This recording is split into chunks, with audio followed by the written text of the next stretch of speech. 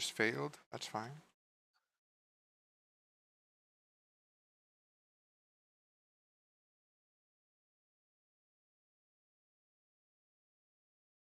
Do you think my CPU feels weird? Like I've had like 1,000 pound weight strapped to its chest and I just took it off and now it just doesn't know what to Dude, do. you're just like, oh, I'm gonna make it you work the hardest. Like you work heat stroke at your fucking computer every day. Oh shit. Yeah.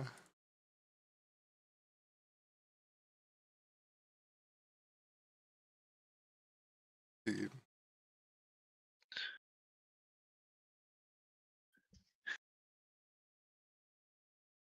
Oh, Smell's online. I'm gonna have him G-invite my druid. To look at you being multi-character gilded.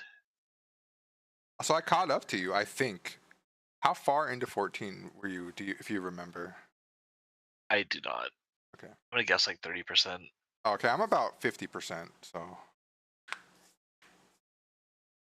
Also got my blacksmithing and herbalism up to like past 50.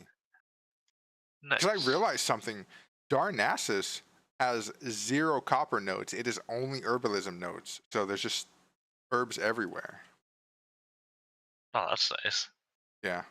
And then I just bought like 2 stacks of copper off the AH for like a few gold and got 30, 40 mining skill.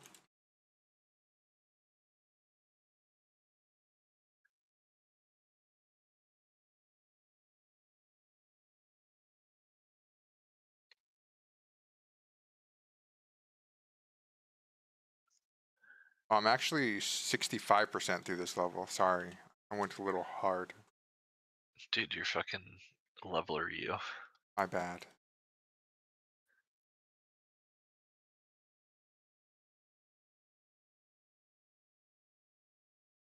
I do have fun playing our alts together though. I enjoy it. Dude, leveling was the best part of TVC in groups. It's pretty good.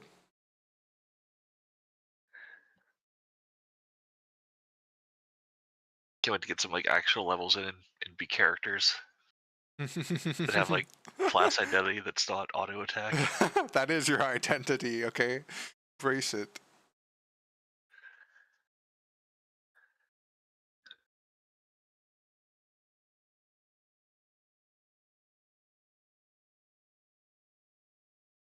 So wait, is this a new skin for MHX Foreigner? Or wait, I do not know. because she's like, or is this Heroine altered? Genesis Flash, Disorder into Chaos? That's her Noble Phantasm?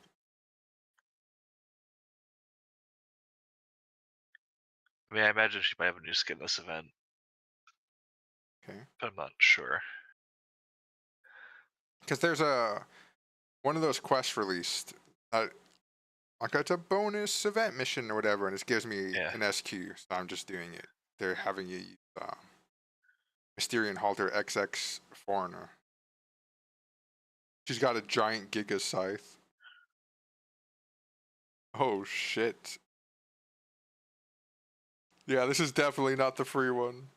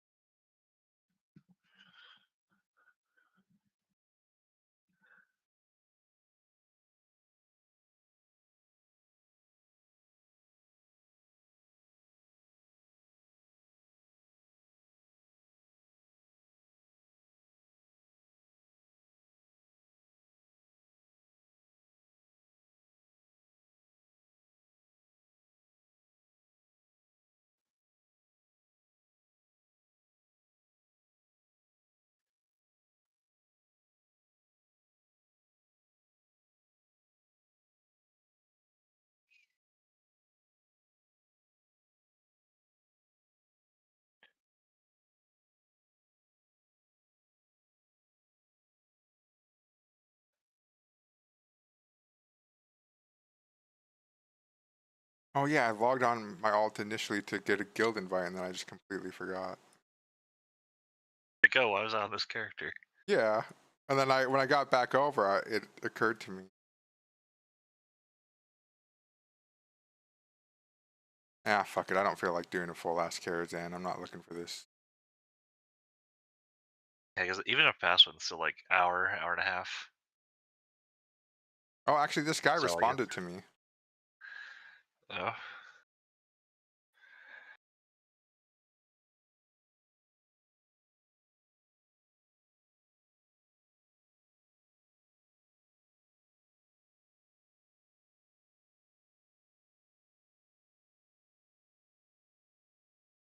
Okay, he wants me. All right. Well, okay, he saved me. I guess I am fucking strapping in for a Karazhan.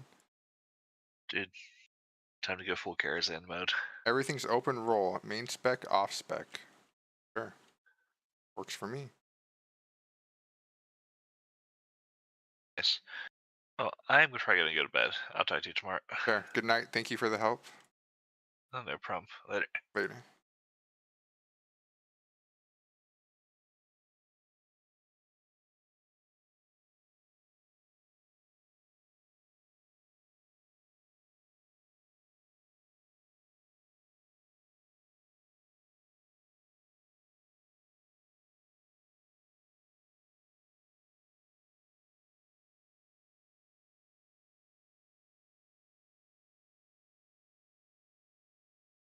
Gas setting.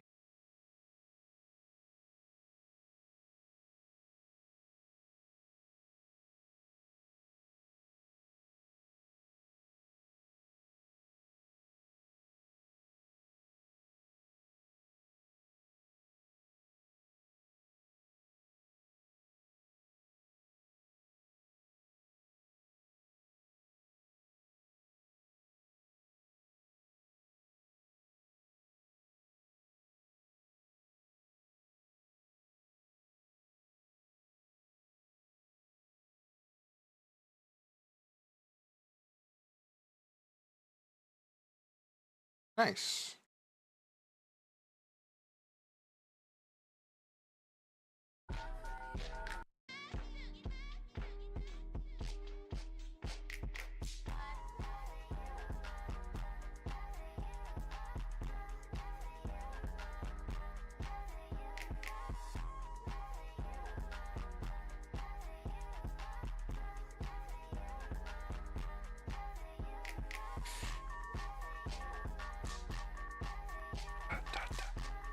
Da, da, da, da, da, da, da.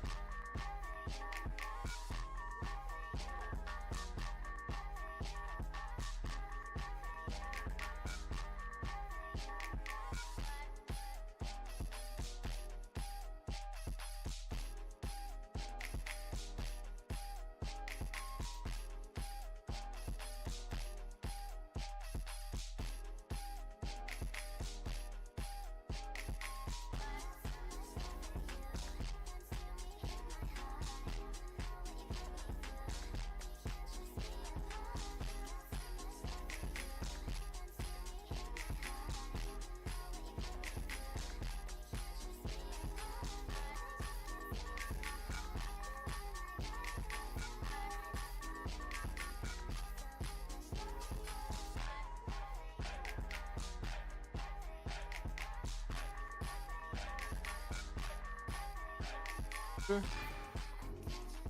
don't know what I was doing, taking so long to repair. We're now making our way over to the Dead of Winter Pass.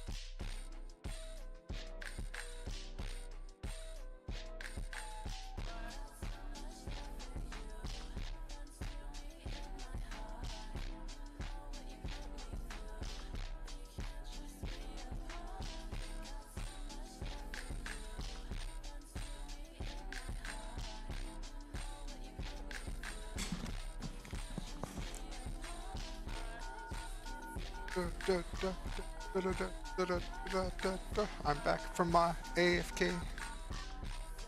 I'll have my camera on soon, PM.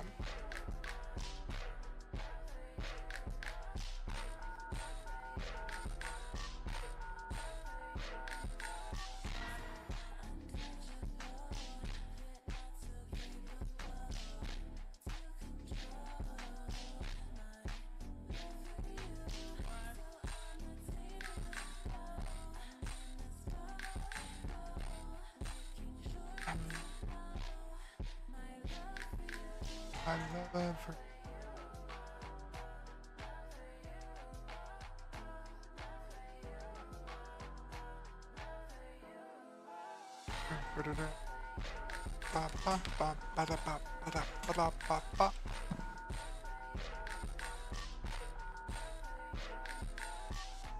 Alright, I didn't think I was actually going to be Karazoning.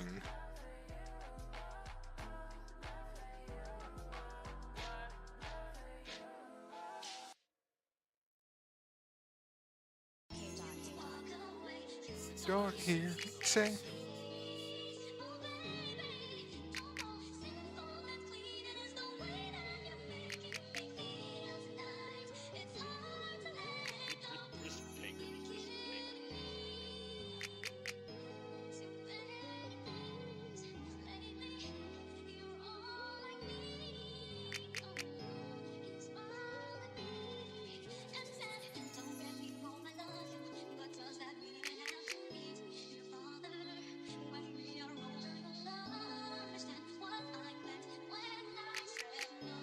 I don't.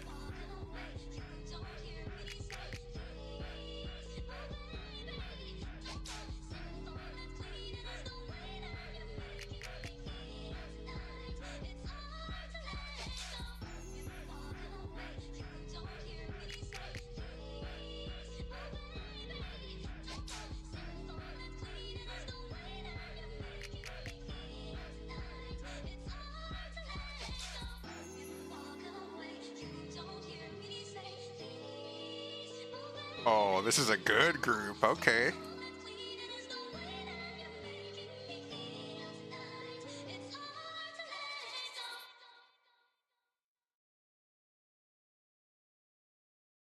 I'm facing the wall.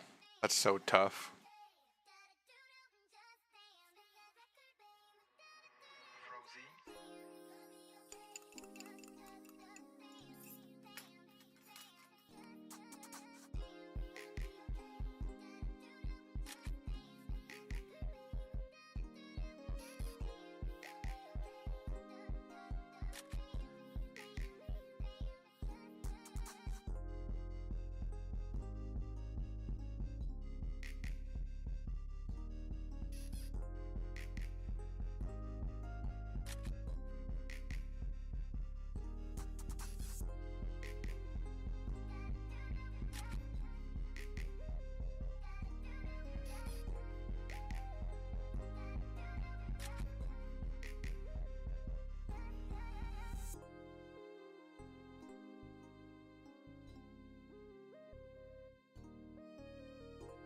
Oh, look, it's the bitch-ass rogue who didn't invite me, huh?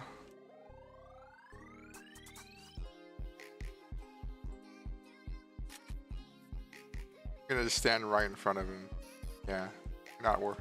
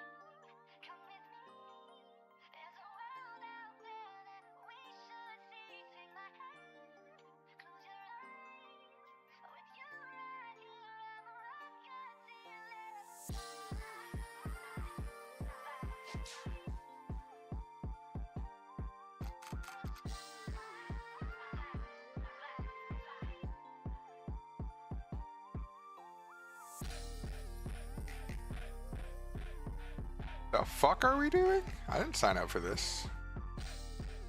But I'm already here.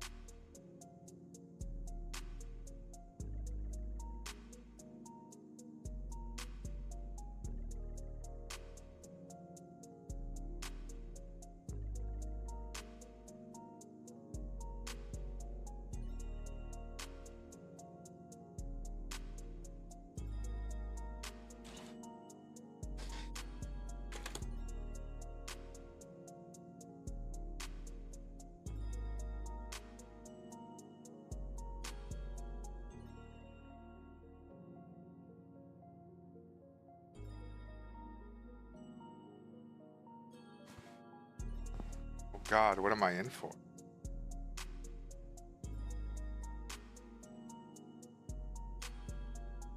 We have 2 gear tanks. Well, one's a lot more geared than the other. The healers are okay. I mean, it should be fine. Where the hell are the other people? You never asked for a summon.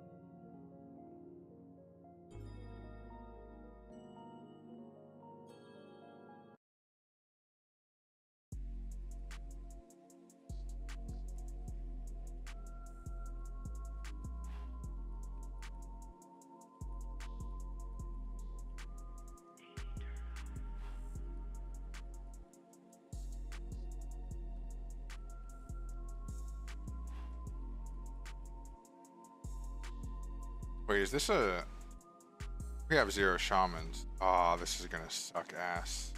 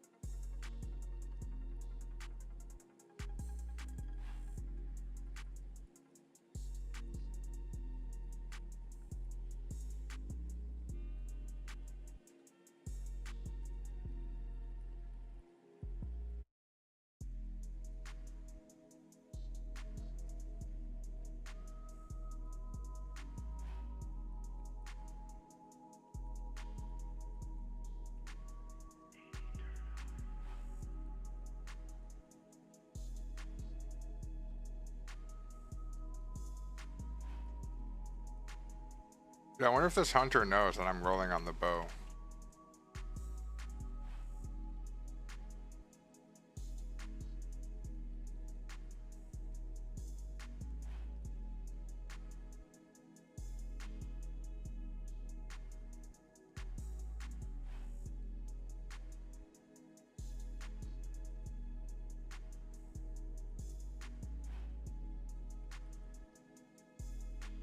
Oh, wait, how long is this gonna be?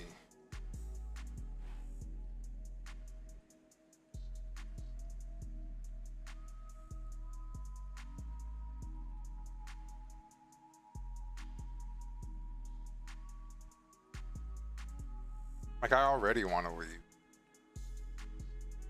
Like, why are we fighting this dumb shit so we can fight some bosses who aren't gonna... They have like a 1% chance to drop the things that they actually want. It's so tilting.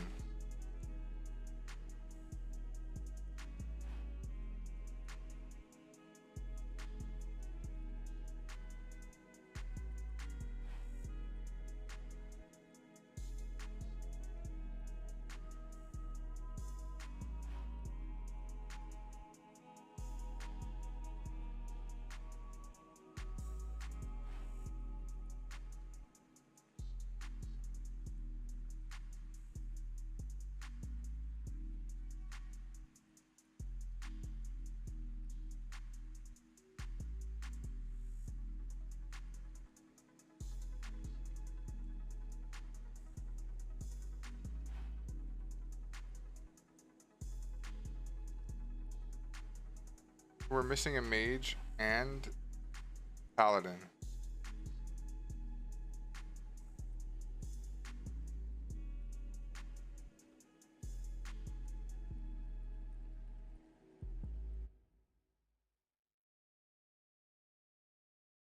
Like, it's been 20 minutes since I joined this group. I don't know.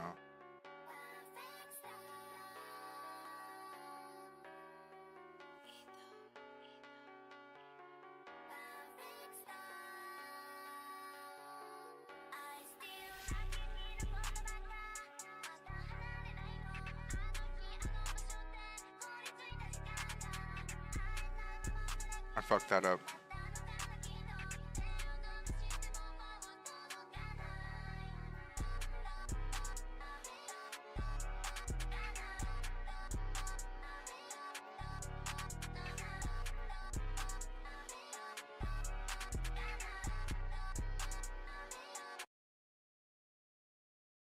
I'm gonna watch some YouTube videos.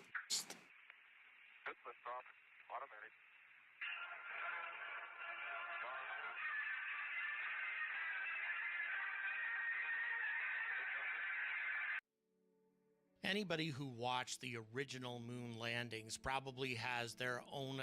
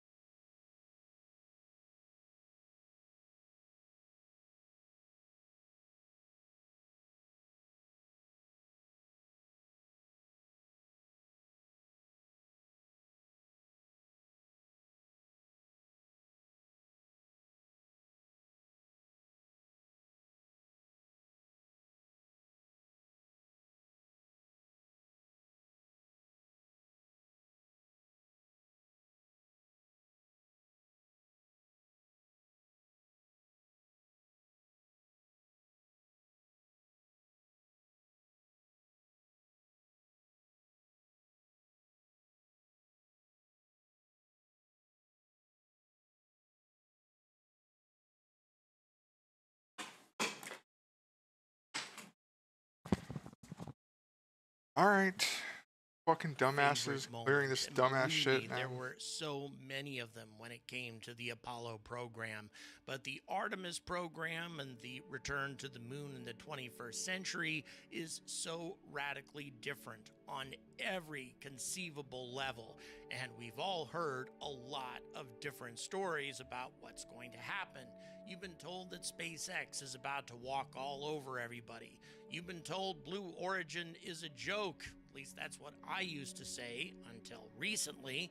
You've been told China is 5 years behind and will never catch up, although obviously all of that has changed as well. But I'm not here to tell you any of that. I'm here to walk through the actual hardware status, the actual flight data, the actual remaining technical risks, and the political reasons that are shaping this race as of the first week of August 2026. And by the time this video ends, you will know which of these three players is in the strongest position to put the next human boots on the lunar surface, and why the official story is a lot more complicated and a lot more fragile than most channels are willing to admit. No press release optimism, Oh, no cool, free fan green. cheerleading, just the facts as they stand right now. Let's dig in. 9,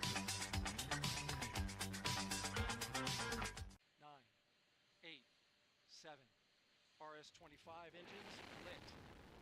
4, 3, 2, 1, booster ignition, and liftoff.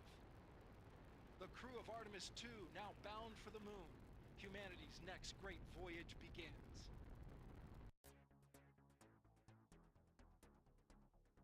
Artemis II, as we all know, launched about 3 months ago with 4 astronauts in the SLS Block 1, the Orion spacecraft, on a free return lunar flyby. They went farther from Earth than any human beings in history and came home clean. That mission is in the books. SLS and Orion work for crew. That part is proven. Everything after that has changed. Artemis 3 is no longer a landing mission. NASA formally descoped it in early 2026. It is now a mid to late 2027 low Earth orbit systems demonstration. SLS will launch Orion with 4 astronauts. In orbit, they will dock in sequence with Pathfinder versions of both commercial landers, a SpaceX Starship HLS Pathfinder and a Blue Origin Blue Moon Mark II Pathfinder. The astronauts will open hatches, evaluate life support systems. Well, on one of these ships, they will test spacesuits and practice contingency procedures. There will be no translunar injection and no lunar landing on Artemis 3. The sole purpose is to prove that both landers can interface with Orion and support crew before anyone commits to a surface attempt. And by the way, I totally support this idea. It is very sensible. So after that, Artemis 4 is the first planned crewed landing. The official target is still early 2028, although nobody believes that that is possible.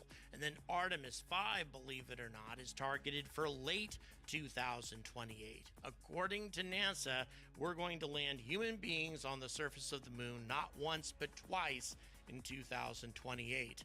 NASA Administrator Jared Isaacman has repeatedly stated that the United States intends to land before the end of the current presidential term and before China. That political pressure is not background noise. It is the primary driver of every architecture decision being made right now. So strange as this may sound to some people, the lander for Artemis 4 has not been selected. NASA's public position is that readiness after the 2027 Artemis 3 tests will decide which lander they go with.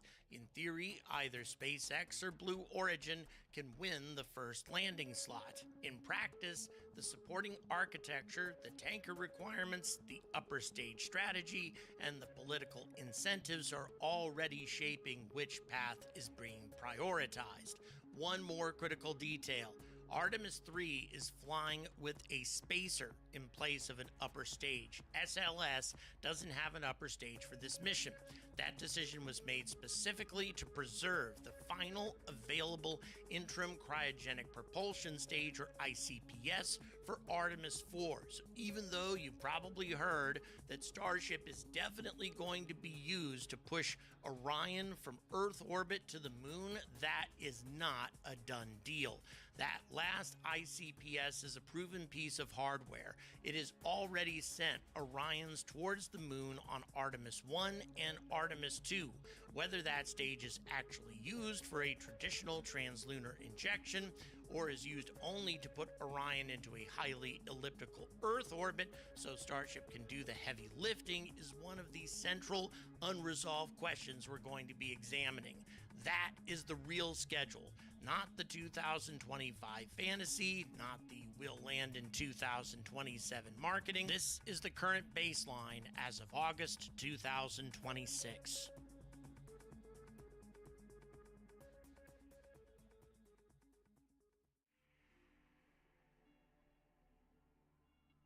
So Lunar Starship, as most of us know, is SpaceX's lunar lander, the only vehicle on the board that can theoretically deliver roughly 100 What the metric fuck tons was the of point of cargo this? to You the got lunar us some surface in a garbage single flight. belt. And Like like most things with Artemis, this thing has been going through its all growing that pains.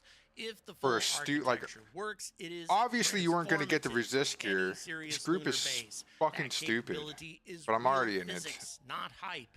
But capability on paper is not the same as demonstrated flight readiness tilting. in It's August like, of 2026. We're going to clear an Starship extra version 30 3 minutes is the for a configuration 1% drop relevant to the chance human landing to give us system. an upgrade It that has we flown won't even twice need thus for a far. boss coming Flight up. 12 in May of 2026 had significant issues on both stages, including quite a number of engine failures.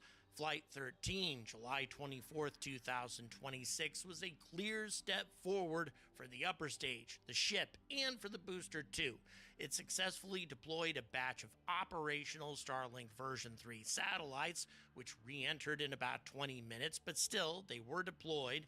It performed an in-space Raptor engine relight, very important, and executed a soft splashdown that left the vehicle intact and floating. What an incredible moment. That is real progress on the upper stage. But the booster tells a different story. Multiple Raptors failed to light for the landing burn. The booster hit the water hard. There was no controlled soft landing, and no tower catch has ever been attempted with any version 3 booster. The rapid reuse cadence that SpaceX's entire tanker architecture depends on is still undemonstrated with the version of the vehicle that will actually have to fly the HLS missions. So the remaining critical path items are as follows. Number 1, reliable, repeated orbital flights with the version 3 vehicle. Number 2, large-scale cryogenic propellant transfer between tankers and the lander in orbit, the HLS vehicle. This has never been demonstrated at the scale required, not even close. Number 3, long-duration cryogenic propellant storage with acceptable boil-off. You need things like active cooling and a sun shield, a wide variety of different equipment in order to make that work. Number 4, an uncrewed lunar landing and ascent demonstration. And number 5, if the accelerated architecture is work, human rating a docked Starship Orion stack that was never originally designed to push Orion on a we're literally like stack on the mobs, and he just fucking introduces new structural loads, docking port stresses, abort modes, and controllability issues that SpaceX and NASA are only beginning to analyze. Why they're choosing to do this for Artemis 4 on a mission that's supposed to be happening so soon, I can't begin to figure out. SpaceX has closed 49 HLS milestones with NASA. I pulled that, girl. I'll Is just run back. frequently cited as evidence of progress. Yes, that is progress, but the milestones that remain are the hardest ones. Propellant transfer was publicly targeted for this year, but as of the first week of August, it still hasn't flown. and it probably won't fly on the next flight either. Without reliable booster recovery and reuse, the tanker campaign required for a fully loaded Starship HLS becomes operationally and financially punishing. Multiple independent analyses have shown that a dozen or more tanker flights per landing mission is the realistic number to refill the Starship HLS. And if the vehicle is not flying at a high cadence with rapid reuse, then expended boosters at that rate are not a sustainable logistics model. Starship still has the highest long-term ceiling, but the gap between current demonstrated performance and the performance required for a 2028 crewed landing remains large. Rapid iteration is real, but That's the like an remaining physics Ellie Shaman problems ring. are also real.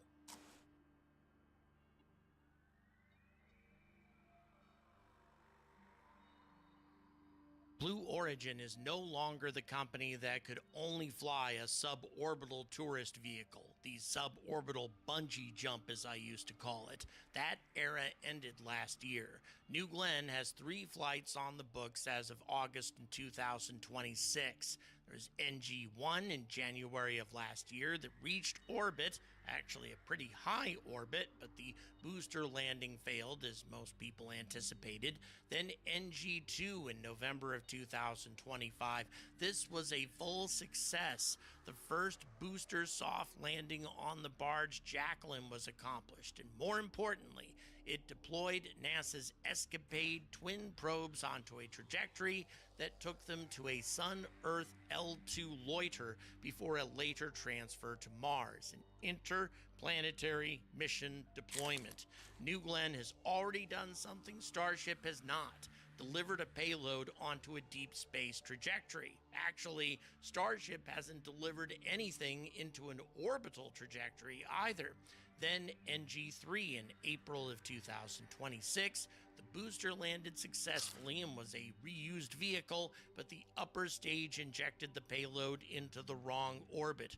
For all practical purposes, that was a failure, but still, the rocket flew. And by the way, I really like this landing trajectory. Overshoot the vehicle so that if you're going to be off target, you're going to hit the ocean instead of the ship, and then simply fly the booster back to the barge once you're sure that you're on the right trajectory and that everything is working. It minimizes the chance of damaging the landing barge. That's something that SpaceX doesn't do, and I have to admit, I think Blue Origin has a pretty good plan when it comes to that. Pretty innovative. Then came the May 2026 static fire explosion at Launch Complex 36. The vehicle was destroyed and the pad heavily damaged.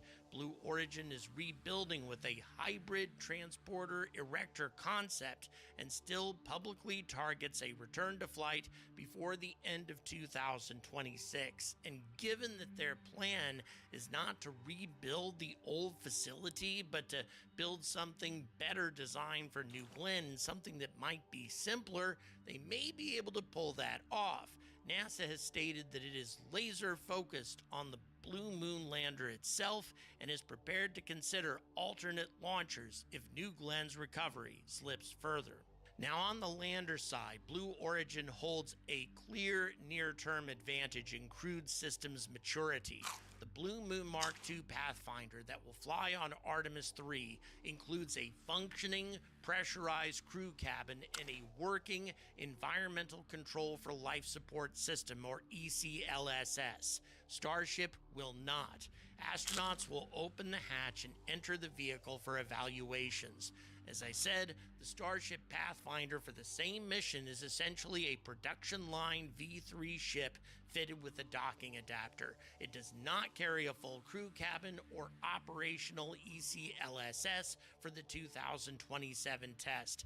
That difference is documented by both NASA and the contractors, and I must say I'm a bit surprised by that, given that Starship was the first HLS system to be selected and they've had 5 years to develop a life support system.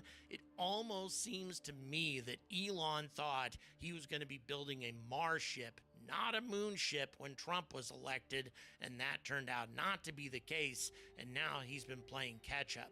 Blue Origin's current architecture is deliberately more conservative than the original design. They have replaced the complex transporter concept with transfer stages derived from the Mark I cargo lander.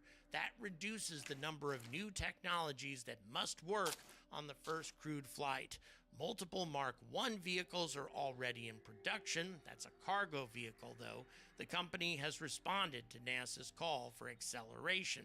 But Blue Moon cannot match Starship's payload mass. For the first landing and for the near-term lunar outpost, which is scoped at around tens of tons of total mass delivered across multiple flights, not 100-ton single drops, they don't really need to have a huge payload. Blue Origin is the deliberate hedge NASA created against Starship delays. In August of 2026, in my opinion, that hedge is more competitive than most observers expected 2 years ago. Why are we pulling this?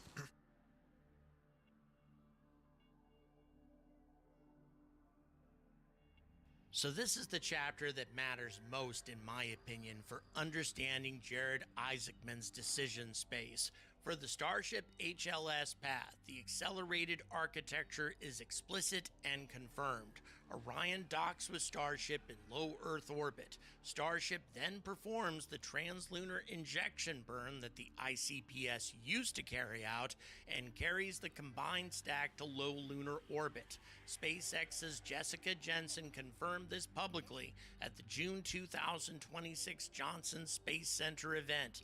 Isaacman has discussed the need to test the controllability of that dock configuration, specifically the negative X acceleration loads when Starship is pushing Orion. That path is real, detailed, and is being actively engineered. For the Blue Moon path, the traditional architecture, SLS performs the translunar injection using the remaining ICPS or a later standardized upper stage, which probably resembles the ULA Centaur 5, which is a good upper stage near as we can tell, and Orion meets the lander in lunar orbit for a compatible elliptical polar orbit over the moon. This has never been publicly canceled, and NASA's own Artemis 4 mission page still states that the crew will ride to lunar orbit aboard the Orion spacecraft and dock with a lander there. That language only makes sense for a non-Starship lander, although it'd be nice if this was spelled out a little bit more specifically. Yet after the Starship Orion stack plan became public, there is no clean primary source statement from Isaacman that clearly says, if Blue Moon is ready first, we will use the proven SLS ICPS combination to send Orion to the moon exactly as we did with Artemis II. The closest language is secondary reporting from the June 2026 Flame Trench appearance on NASA spaceflight, in which hosts summarized Isaacman as noting that an SLS upper stage would be required for Artemis 4 or 5 either to reach a highly elliptical Earth orbit for the Starship Earth orbit rendezvous concept or to perform a translunar injection for lunar orbit rendezvous. That is a paraphrase, not a direct citable quote, locking in the Blue Moon option. One ICPS remains. It is proven Starship pushing Orion is not. Human rating that dock stack requires new structural analysis, new abort modes, new docking port certification, and new integrated testing that the original Starship HLS design never contemplated. Why introduce that additional complexity when a proven alternative exists for the Blue Moon case? NASA's stated reasons are schedule acceleration, fewer tanker flights, and docking closer to Earth for crew safety. Those reasons are real, whether they fully justify discarding or de-emphasizing a proven SLS TLI path for one of the two competing landers, or really both of them, is a legitimate open question. The public record currently contains a detailed, confirmed acceleration path for Starship, and a much quieter, less explicitly reaffirmed traditional path for Blue Moon. That imbalance is not imaginary, and why Jared Isaacman seems to be embracing a plan that makes Starship absolutely essential to Artemis, regardless of how well it performs, is anybody's guess, but I am very suspicious given his long relationship with Elon Musk.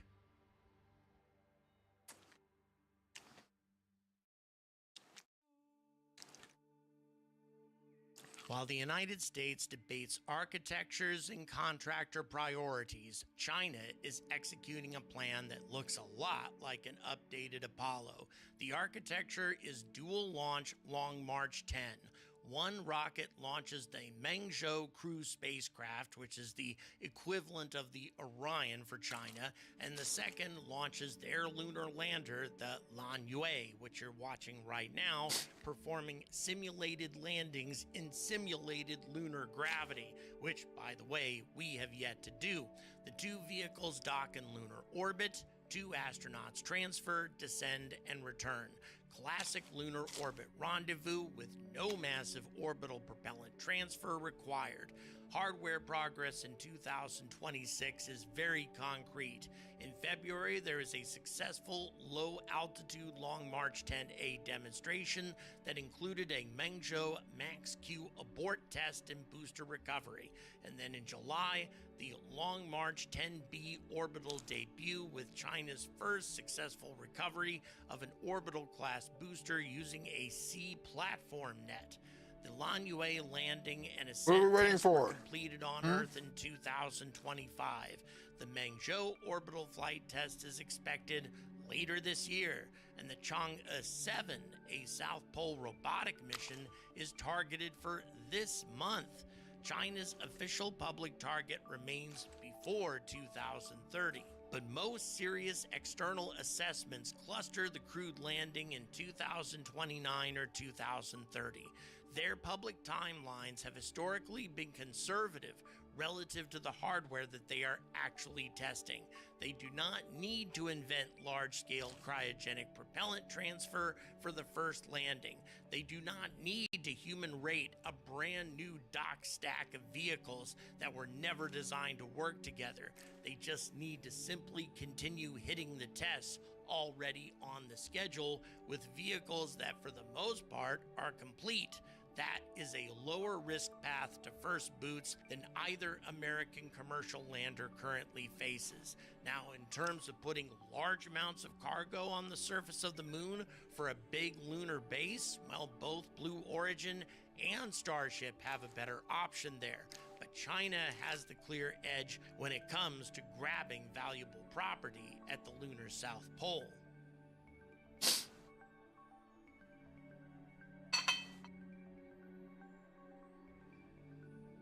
So strip away the marketing and the nationalism. The most probable single outcome as of August 2026 is that China lands first in 2029 or 2030. The best realistic case for the United States is that SpaceX executes nearly perfectly on orbital reliability, propellant transfer, the uncrewed demo, and the new Starship Orion stack requirements and still hits a 2028 landing. Frankly, I don't see how that's possible. The Blue Origin like, are these, is the Mage AFK? Mitcher B is like 1800. Schedule, Blue Moon Mark II is ready. Little Bitch is like 1400. 2027 Artemis 3 test. They are no longer an afterthought. They are a real competitor for the first landing slot. But considering that Blue Moon Mark II has not yet passed its preliminary design review, I don't see how they can get that done in time either. The United States is attempting a more ambitious, more complex architecture with higher payload potential. Complexity creates schedule risk. China is executing a closer to Apollo architecture with fewer revolutionary technologies required for the first landing. Historically, the simpler path reaches the surface first. And there's one more reality check. The near-term Artemis lunar outpost does not require 100-ton landings. The initial base is scoped around multiple smaller deliveries, habitats, rovers, power systems, science packages, totaling tens of tons across many flights. Starship's mass advantage becomes decisive for rapid expansion and sustained logistics later. It is not a hard requirement for the first flags, footprints, or even the first modest outpost. And if the only metric that counts is the first boots on the surface, China currently holds the cleanest low-risk path.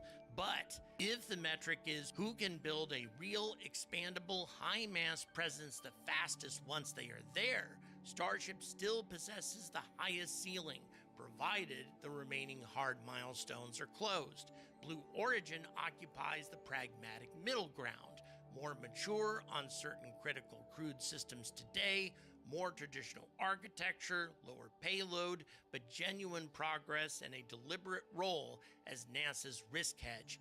The race is not the clean three-way contest the title implies. It is a contest between an ambitious, high-risk commercial American approach, a more conservative commercial American approach, and a methodical state-directed program that is quietly checking boxes.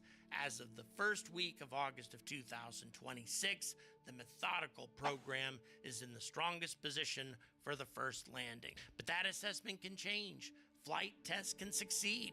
China can hit unexpected delays. Political will in the United States remains high, but if you are ranking the programs by the number of critical, undemonstrated technology still required for a crewed landing, the ranking is clear. I will update this analysis every time a major flight test occurs or if a detailed document is finally released. And this is the situation as the hardware and the public record actually stand. Not the version written for investors or for fanboys, not the version written for national pride, the version written for people who care about what is actually flown and what still has to happen. No BS.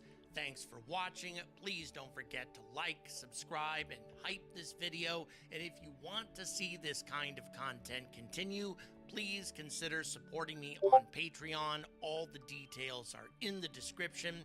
Or you can support my upcoming trip to Shetland to cover the first launch of RFA-1. There may be a delay with the rocket up there. It's not confirmed, but if it is delayed, it'll just be to next month. This is happening, guys, and it's happening soon. Once again, if you're interested, details in the description. Thanks again, and until next time, stay angry about space.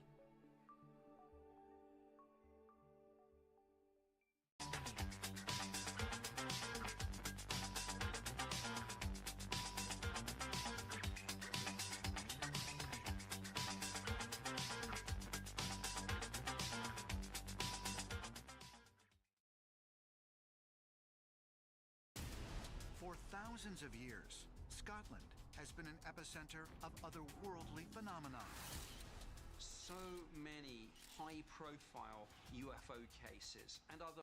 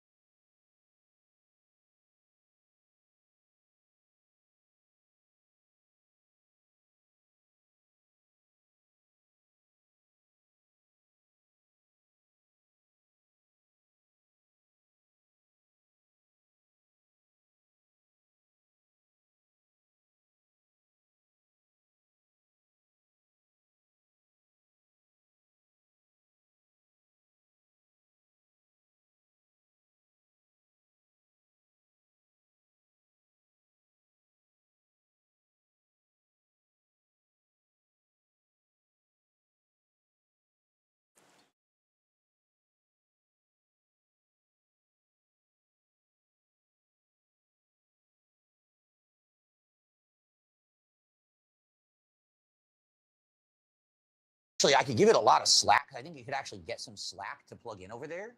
So what I got to do is put it through, plug it in, then cable manage it, right? But I got to plug it in first, right?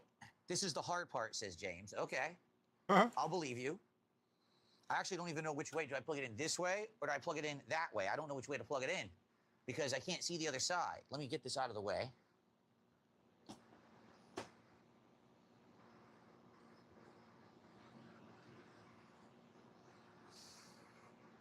Okay. Let's see here.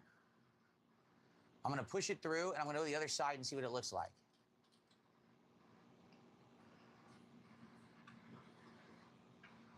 So.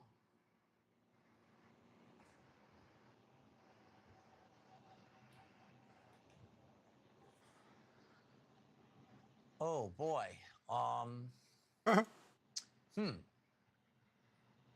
That's the hinge. So this is the wrong way. Yup. Or is it? No, it is the right way. It has to plug in like that, just like that. Oh, wow. Okay. Interesting. Because I can't really see it.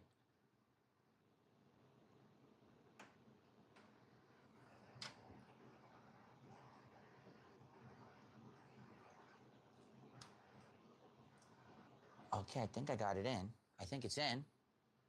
I'm pretty sure it's in. I think it went in pretty smooth, actually. It didn't really give me any problems. It just popped right in. And it feels snug and secure. Yeah, I think it went right in. Good. Okay. Check my phone battery. I think we're good. 68%. We're golden. We are golden on the phone battery. Okay. So, seems like it went right in, no problem. It seems plugged in nicely. Yep, no give. So that's done. Okay, one down. Now,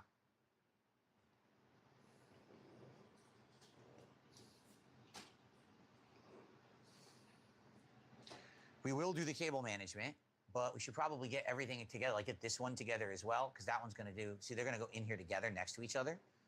So up next would be the CPU. And the CPU goes here, right here. That's right. Okay. So is it the same? Both ends are the same, right? With the CPU, they're identical? No, they are not the same. Oh, shit. The CPU ends are different. So what goes into the board and what goes into the PSU? Let's look. Okay, the thin clip goes into the PSU, and then this, that's good. This is much better. Oh, it's better designed. The cords are better designed. So here's the thing. Let me show you what I mean. It's going to be hard because it's probably not going to focus. So on the old PSU, see how this has a tab that's really thin? It's very thin. It was so hard for me to put my finger on that and push it down and pull the cable out of the motherboard. With this one, it has a differently designed tab that's wide, and you can easily just use your finger to get it off. So it's a better cable. Yeah, it's a much better cable than the other one. Okay, so that's excellent. That's a huge improvement right there. Let me go ahead and put that in. So let's push it through. And that one's going to go, let's see. Trying to see which side is up because the hinge is there. So that means it's going to snake through like that. Okay. Just like that. Thank you. We in Crisis for $5. He suggests you test it out. Make sure before redoing cable management and screwing in the PSU into the case. I don't know what you mean. Like plug it in and make sure it turns on. Not the PC, but the PSU itself. To make sure it's not a dud PSU. I guess that's kind of good advice. Thank you for $5. All right, let's see. So there's the cable. And I'm going to basically just flip it around like this and try to plug it in. It's going to be a pain, though, because it's in an angle. Whatever. I'm not going to DPS anymore. I'm just going to... Oh.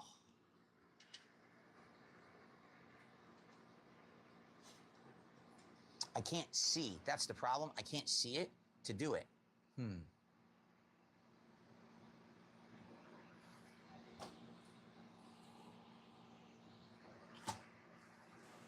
Shucks, this is a pain. Okay, hold on. Ooh. So where is it? I'm trying to find it. Oh, God. Oh, man. It's right there. I see it. Okay.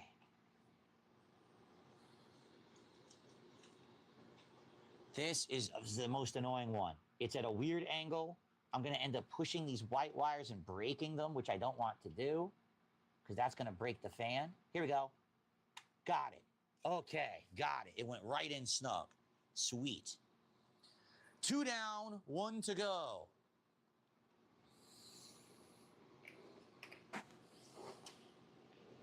One, two, go. All right, last one. The graphics card, okay? The ends appear to be identical. They are. So it doesn't matter which end I put in there. Either one will plug into the graphics card, okay? I just got to find the hole. Here it is. Pop it through like that. All right.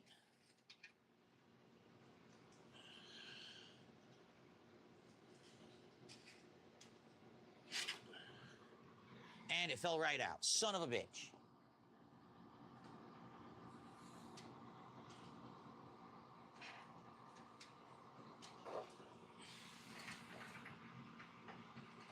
Here we are. Okay. All right, so this is going to go right here like this. Yup, just like that.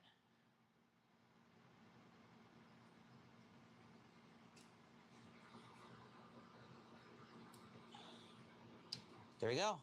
That went right in. Okay. So, I think I've got all the cables, those 3 plugged in. That's all I needed, right? Now, what should I do next? Let's see here.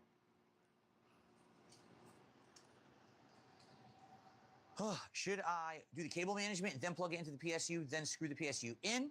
Should I screw the PSU in first? James says power on test. So you mean just plug the PSU into a power supply and see if it turns on? Okay. I assume we want to use the power cable they gave us. We don't want to use the power cable from the old PSU, right? All right. Let's do that. Got the new cable right here.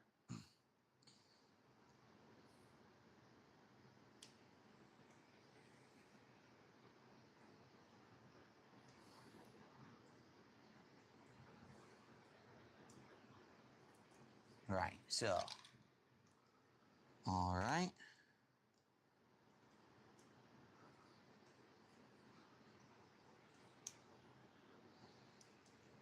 The cable is small. They always give you small cables for everything power, right? They really don't give you long power cables. It's a chunky cable. This is actually, I think, thicker than the old one. Okay. So here it is.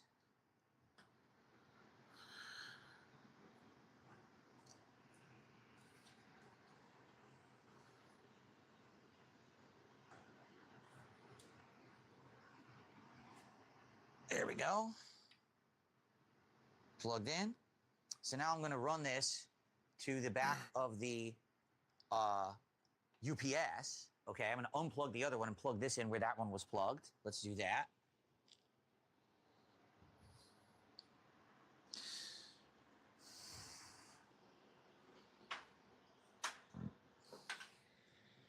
Scoot this over.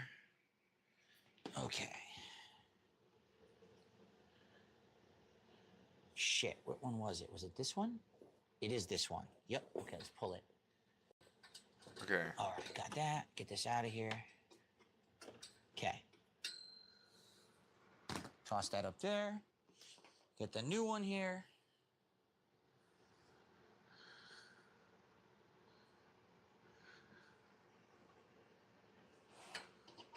Can't see it.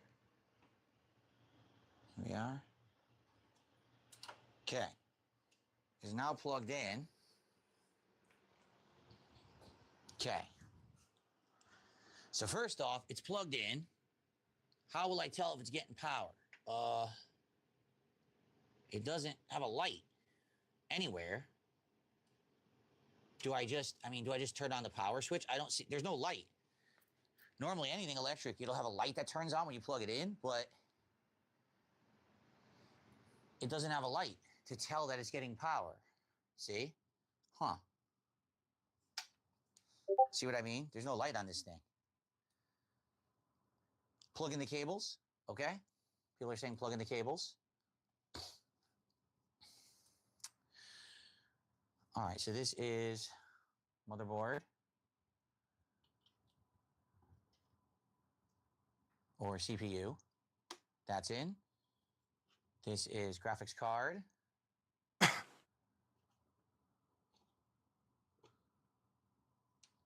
Okay. And this is the big boy. This is the motherboard, excuse me. The other one's CPU. This is motherboard. Okay.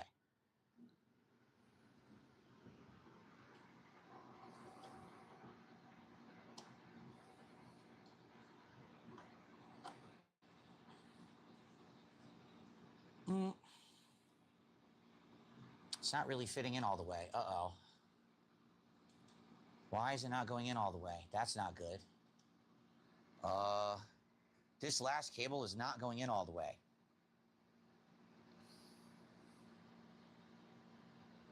What do you mean, Phil, please? What are you talking about? It didn't go in all the way, yeah. Read the labels. I am. I'm plugging in the right one. Look, that's the right place, motherboard. But it wouldn't go in all the way snug. The other ones did, but this one didn't.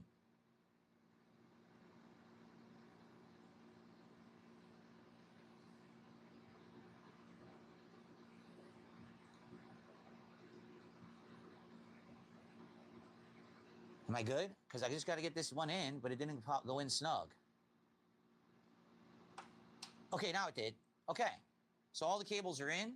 So now I guess I just turn it on while holding it. I don't know if I want to turn it on while holding it. There's going to be a live fan in my hand. I don't want to put it on the floor because then you got a fan going down to the carpet.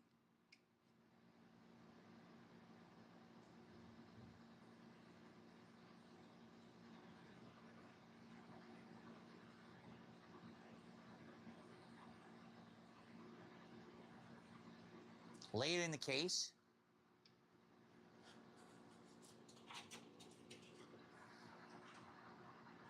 Like this. Just get it in there. Okay. All right, there. All right, so it's sitting in the case. See?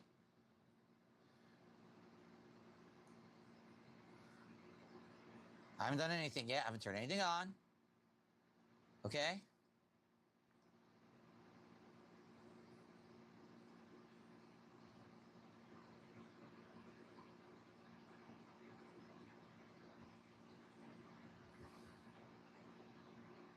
All right, we good? Now what? Do I turn it on? I didn't do anything yet. Do I turn it on by flipping the switch?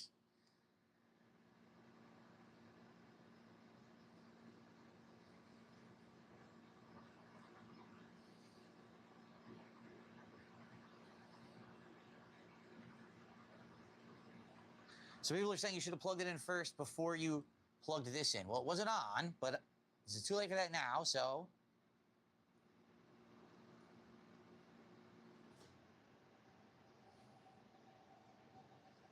Flip the switch, turn on the PC, see what happens. All right. Ready? Nothing. Nothing just happened. Nothing at all. Great. Literally nothing just happened. That's not good.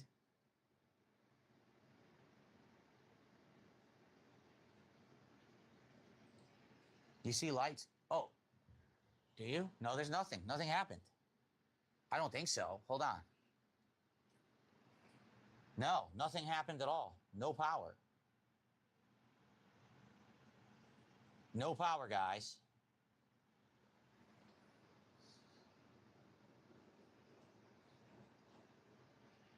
Press the power button on the PC, but usually when you turn this on, it would work. Press the power button on the PC. You sure? Because when I would do this on my other when I would do this on the other power supply, the other lights would have already turned on. Seriously, if I just flicked this, lights would have already turned on the computer.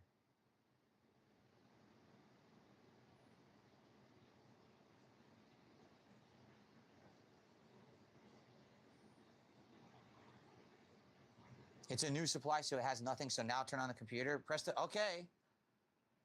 So do I turn the power button on the PC? All right. Nothing. Told you.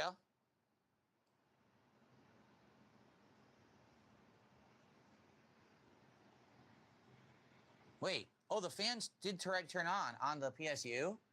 Oh, it did work. Hold on. It's working. It's working. The fans are turning on. Well, they were. Yep. The fans. Okay, it's working.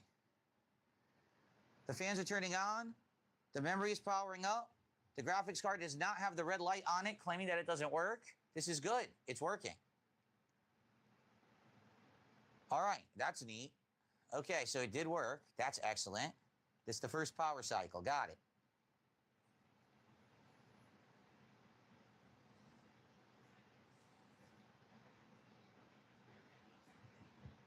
So we're good. All right, so I just got to hold down. All I can do now is hold down the power button again to turn off the PC, correct? Then unplug the PSU so there's no power. Then do the wire routing, correct? Install the PSU proper with the screws, close the case up, hook everything back up, and then get it working. Okay. Phew. Okay, let's turn it off. Let me hold down the power button.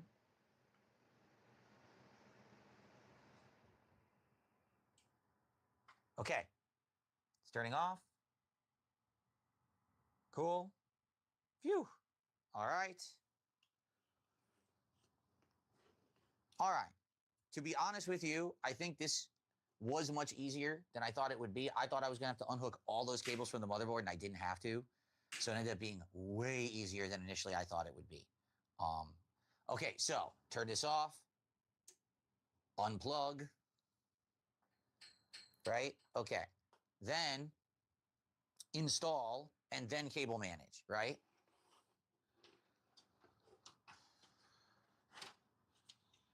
Okay, let's see here.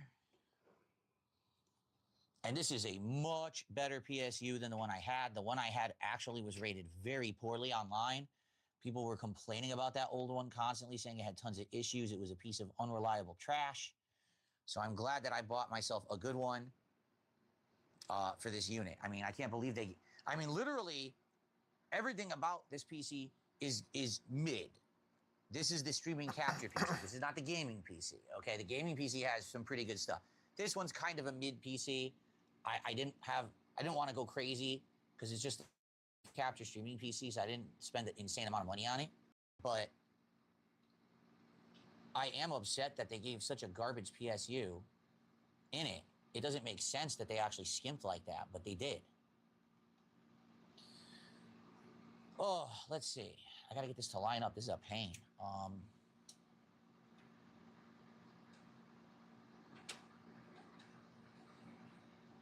Where's that screwdriver? Here it is. Okay.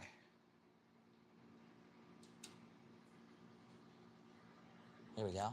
Got it.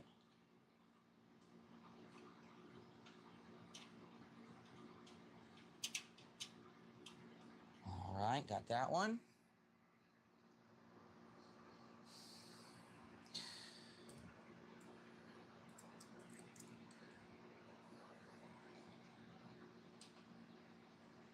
There we go. Sweet.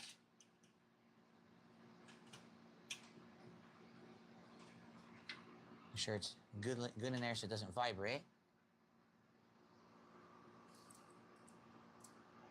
This was way simpler than I thought it would be because, again, I looked at all those holes or excuse me, those wires, and I thought I had to unplug and replug all those wires in, not realizing those are all wires between components of the motherboard and other things in the PC. I didn't understand that you don't touch those. So I completely misunderstood the level of technicality that this was going to take.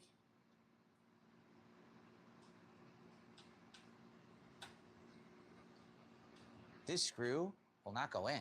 Look, it won't. Uh-oh.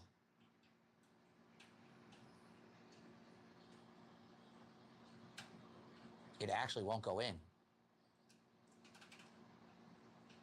It could be that it doesn't align properly. The other three went in like nothing.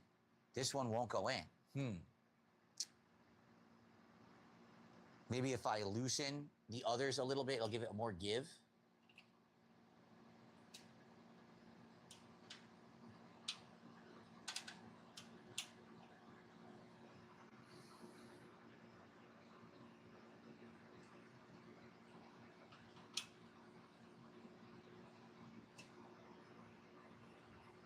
Okay, it's got a little more give now at least.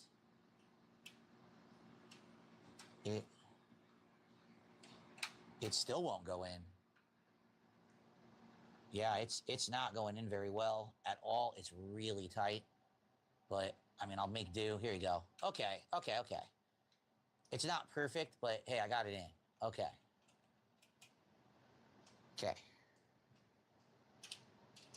The others went in like butter. That one was a little pain in the butt, but whatever. Why is this so bad?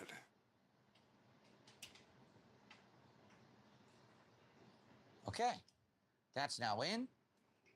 Now it's just about cable management, and then we are good to seal her up and then plug everything back in and then get it working. Okay? Okay, so cable management. Well, not so bad actually. This one will go into the top, so that we could just do right away easily.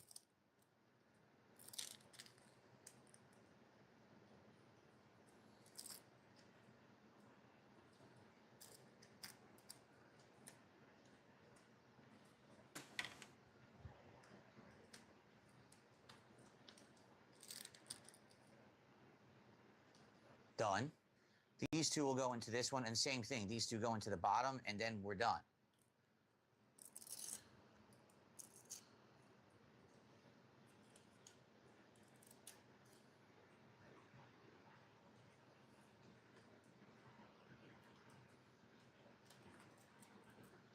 There we go. Snug, nice and snug.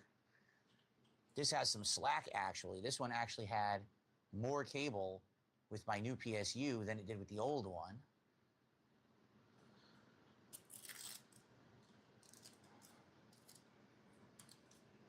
Okay, I like these ties. These are nice.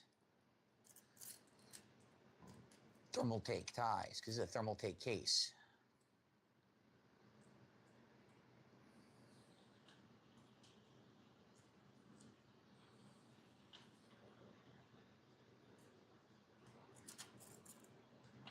Okay, just push them in like that.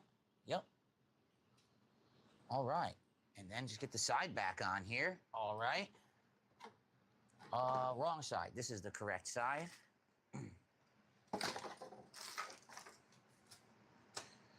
Don't even need a flashlight anymore. Thermaltake is a good brand. I like them.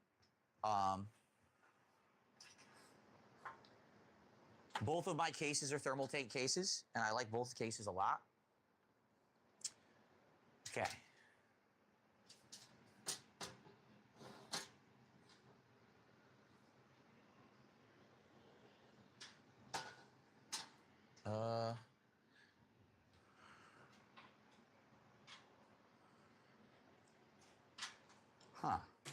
Wait a minute. That's correct, yes. Okay, just making sure. The line's down here. Here we go, these three slots on the bottom. And it goes like that, and then we just use the screws on the side here. Here we go.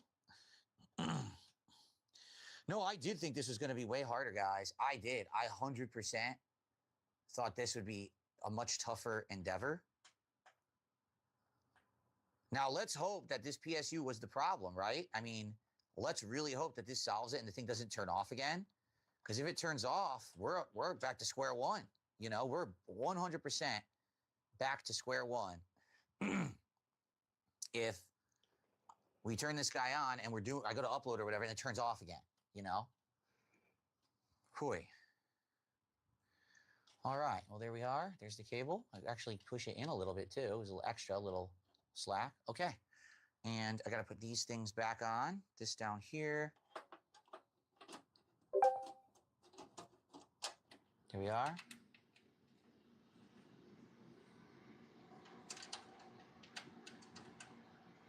And the glass up here. Hooey.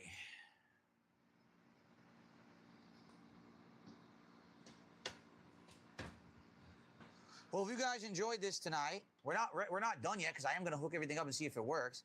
Please like the stream. Please support the stream. We're at $60 a support. Obviously, way lower than I would like, but what can I do? I mean, technical issues happen, and they have to be dealt with. It's hard to entertain the audience when I can't really be playing a game or even talking with you actively because I had to do this, right? I hope that you feel like you didn't waste your time watching me doing this. I hope that you liked the equipment. You know, I got the new microphone and everything I used to do it.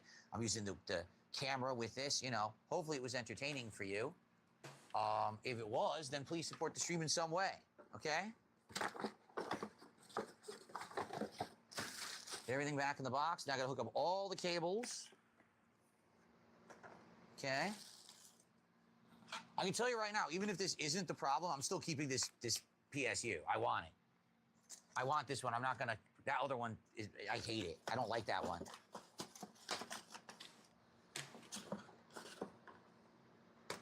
So, okay, there we go. Also happy I didn't need the adapter for the GPU.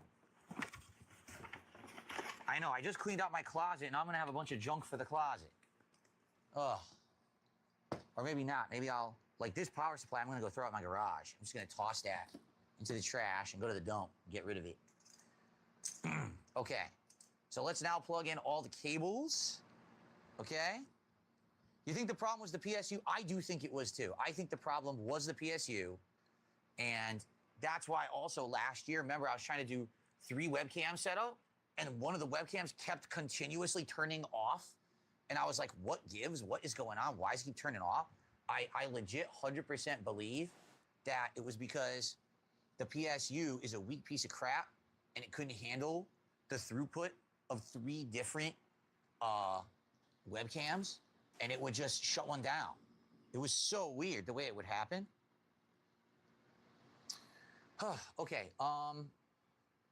okay, gotta start with the display port. Where the hell is that? Nope. Nope, nope, nope. These are all USB. Here it is. Display port.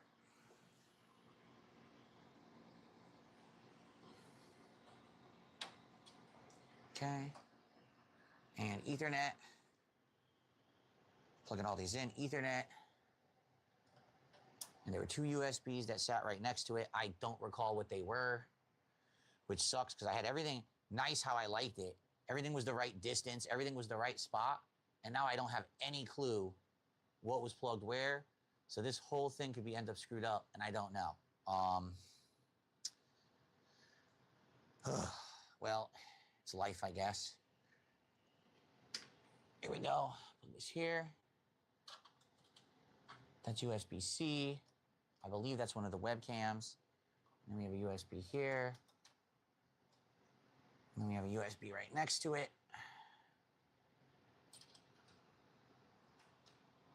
And there's another USB, and I think there's either another. Yeah, there's 2 more USBs to plug in here. And then just the power. Oh, no, and then the video, the capture device. I got to find that one. That's the special USB cable. Where the hell is that? Where did that go? It should be right here with all the others, but I don't see. Oh, God, it's over there. Ooh, I got to move the PC over for it to reach. Oy, oy, oy. Because that's the capture device. That's all external capture nonsense. So here we go. This one has to be blue. I guess they're all blue. Yep, and then this one goes here. I do actually have a powered USB hub. That's a good one, like a high-end one. Okay, so I'm gonna plug this in. It's still off. Let me plug the power in. I realize I'm just sitting here not talking, Taking but the it's top like off the I'm dang tilted. thing by accident. It slides off to clean. Well, I was All tilted. right, I'm not so here, tilted and anymore. So this is the This last group cable is just troll, man. for the back. This is the capture device. This is the special adapter that lets it plug into the high-end USB, Oh, the best speed USB there is. There we where go. did he come from? Okay. And now I got to roll the sucker back onto its spot on the floor over there. And then I got one more USB cable to plug into the front. And then we are ready to try to turn it on and see if it works properly. Here's the cable for the front. I'll plug that in now. There we go. Whew, okay. No pack rips busy or tonight, guys. unavailable? Certainly not. Oh, We haven't maybe gotten it's 'cause I anywhere near a have- milestone to do a pack rip, as you can see. Okay. It open in a window? All right. Let me Yeah, I turn think it that up, was the turn case, on the okay. power, then roll it back. Okay, power's on. Let me roll it back. That's a good sign. The camera just turned on up here. Here, I'll let you see the nice view of where I sit here. Here you go. Here's a nice view for you. While I roll this back. Get these glasses off now. Finally, I can take off my glasses. I've been wearing them all night. Okay, man. That was certainly something, guys. I really do appreciate you guys helping me. It was way simpler than I thought. And now I know how to do it in the future, so that's good that I just learned something important.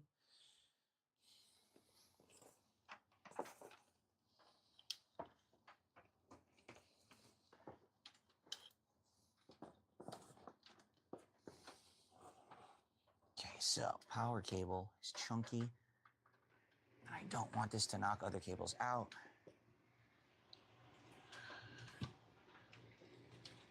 Oh, man. Ugh.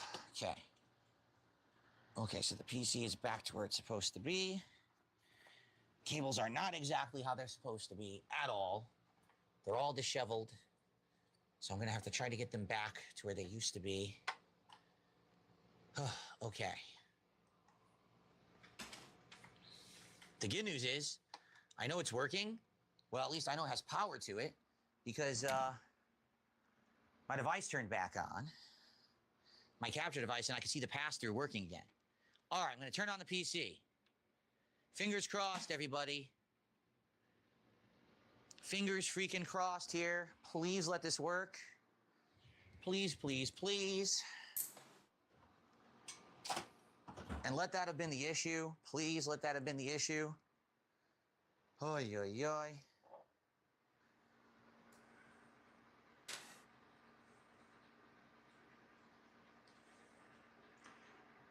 Adjusting my ceiling light right now. Okay. Okay. So.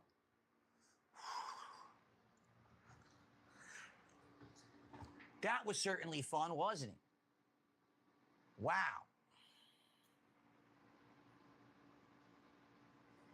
That was just thrilling stuff. Absolutely thrilling stuff, guys, wasn't it? Wow. No, not really.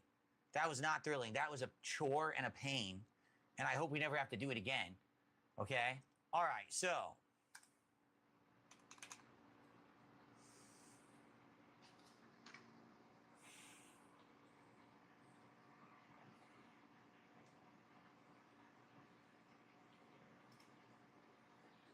I'm booting it up right now. We're going to see if it works. I hope so. Really, I hope so after all that work. What we'll do is we'll do a test stream. I mean, the stream wasn't the problem. The problem was actually that it was turning off when I was trying to do certain things like upload and the like. So it wasn't the stream itself that was the issue. I was able to stream, but then it was turning off and not turning back on, right?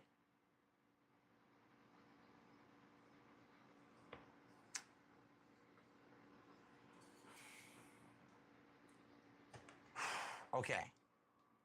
Let's see here. To be honest, I hope this makes the PC run a little better too, because I do think that old power supply was a huge bottleneck. I think that it was causing issues from time to time. And I think now that I have the new one, this should solve all of those issues. Like I bet now I likely would be able to open or plug in 3 different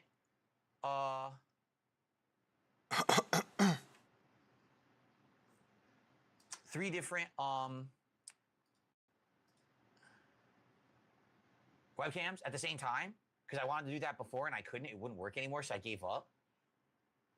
So someone that tipped me $5 at 8:51 and says, careful, ReviewTech USA has been monitoring your PSU installation and criticizing you. He said he can help you. No one cares. No one cares.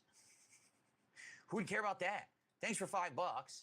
I played an animation for you, but it doesn't play because I'm on the phone. But I played you an animation. If we'd been on the other stream, it would have played. So thanks for the $5, whoever that is. I appreciate that. So technically, we're at $71 of support on the stream. So here's what I'm going to do, okay?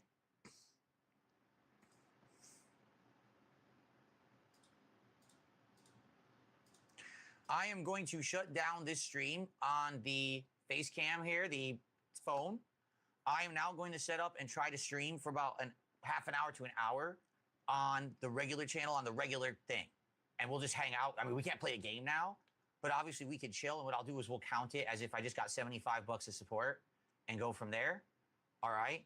So give me a sec to set it up, because I do have to set up the music and everything. But I just want to do a chill with Phil. At least we have something to show besides this stream. And hopefully this did fix the problem. I really hope it did.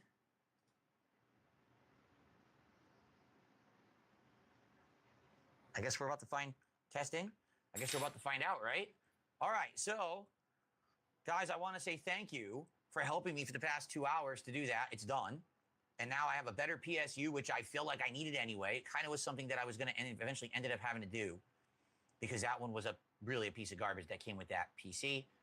Let's hope no power issues moving forward, right? Let's hope that this thing now fully works and doesn't have any issues.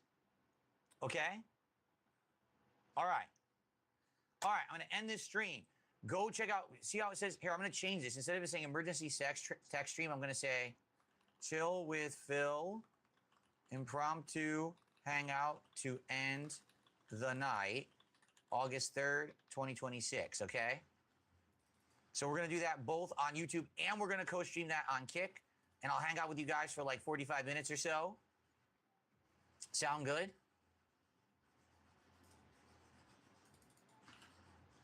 We're saying it to just chatting. Okay. And we can do it for like 45-minute hangout session. I got to pee. So what I'll do is I'll stop this stream, go pee, I'll turn on this stream, and we'll hang out. Okay, guys, thank you so much. Thanks for the support. Thank you for helping me with that. See you in a minute. All right, bye-bye, everybody. Let me see how to turn this off. I think I press here. And see you guys in a minute.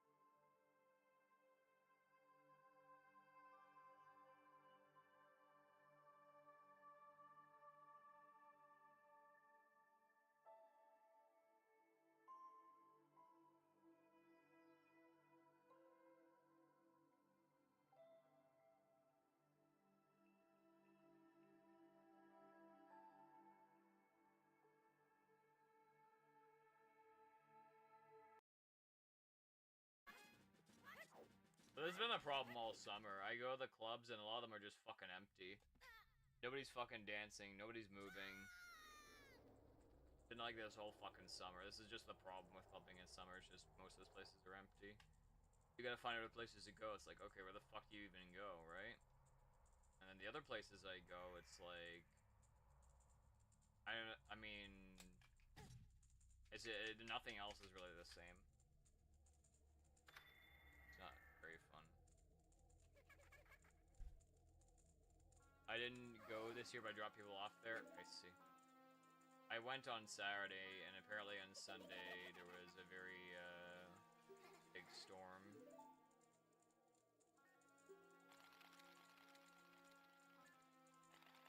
Mod me, or I'm gonna do some nasty stuff Cosmic. No thank you, I'm good. I know it doesn't get all rowdy in here, Genesis. Yes. Yeah, I don't think I've really had anything happen in my YouTube chat. So, that's a good point. Should have gone to Gommel to get the scam for another cruise. But I don't think the cruise is a scam. My buddy's basement flooded Tuesday and Sunday. Yes, I think there's been like a week back-to-back floods. It's been pretty bad. Hello, Donnie. Oh, Anglechimon! I love you.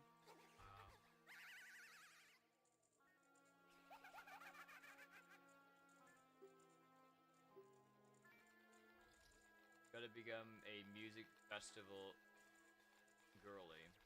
Well, I am not female, and I don't really like music festivals, so I don't think that's possible. Sorry, man.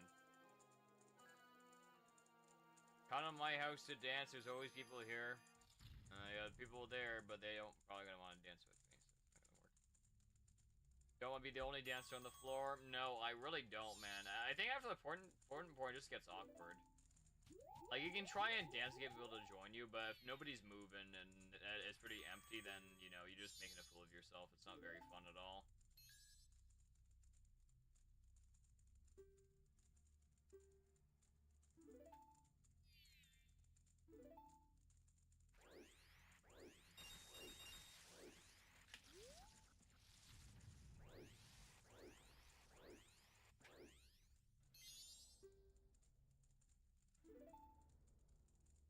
Was that the first HIO game I ever played, Fighting Words? It might be. Might be.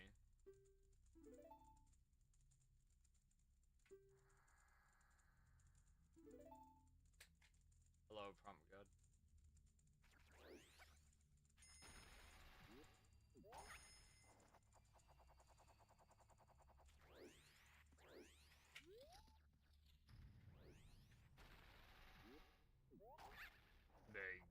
Mega bonk.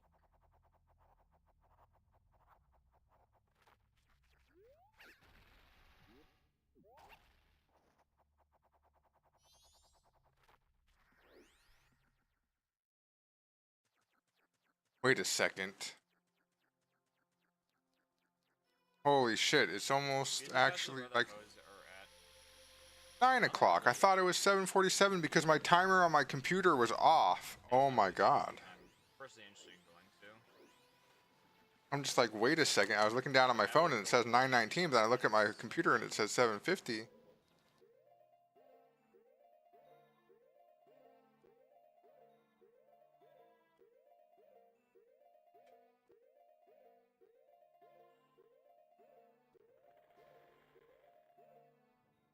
Like, I'll go to events where I don't really like the content of the event, but I'll still like go just because. That's insane. Essentially, like, I didn't realize it was to get out. 9:20, bro. But like, I wouldn't go out of my way to go somewhere I really don't want to be, you know.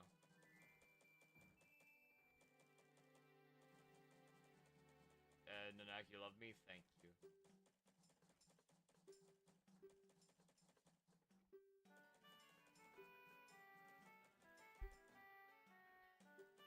I agree with what's happening in Spain. No.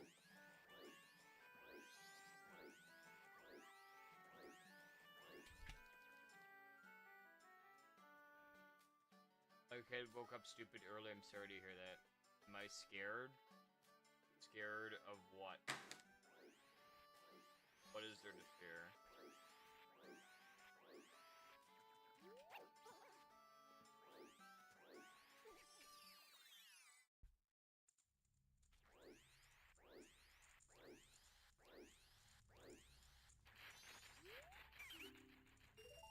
Do the Melkons that love the mosh pits? Yeah, I mean, that sounds like fun.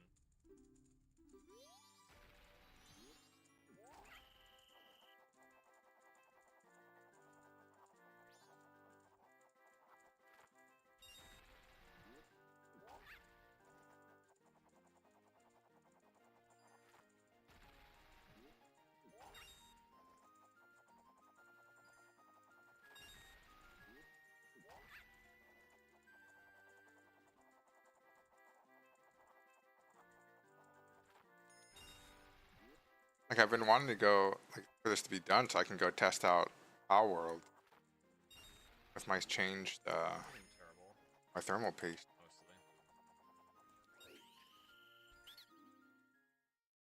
Mushers are fun until some drunk Pathega wants to intentionally hurt people. Yeah, it could be a problem. The Mel concerts are fun when you get permanent spine damage with a fat guy falling on top of you in a mosh pit. That sounds kind of bad.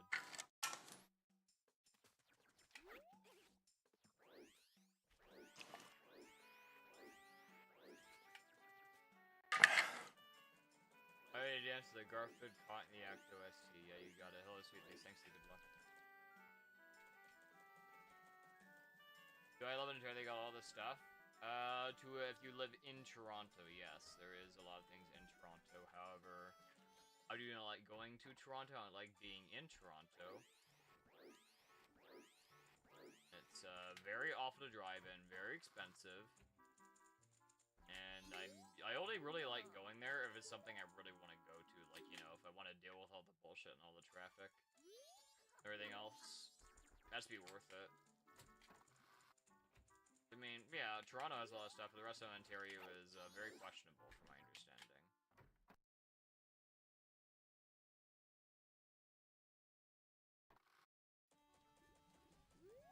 Because it's the largest city in Canada.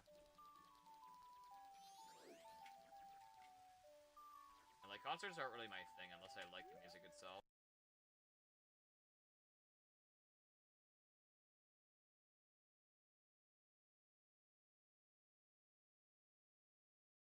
I kind of want to just speed this up now. Maybe I'll start trying again.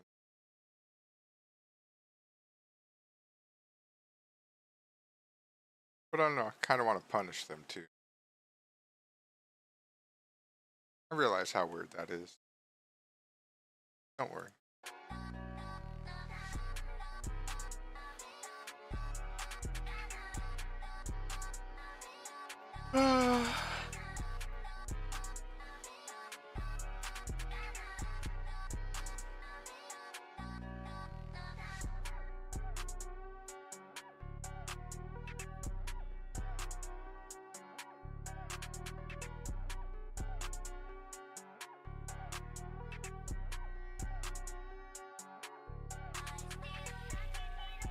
Welcome.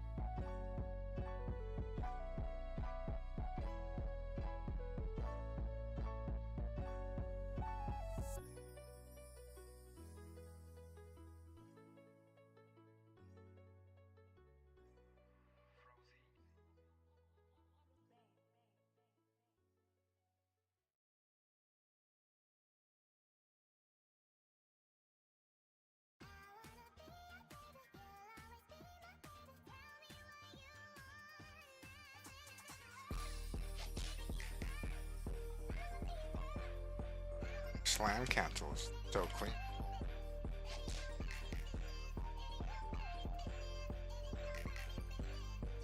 Truly evolved.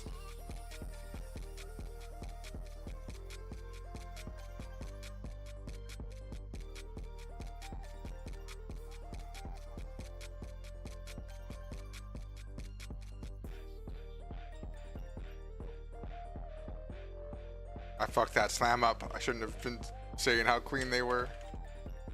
But I knew it too, though. Like, as soon as I hit it, I was like, that was just a second, like 0.2 seconds too.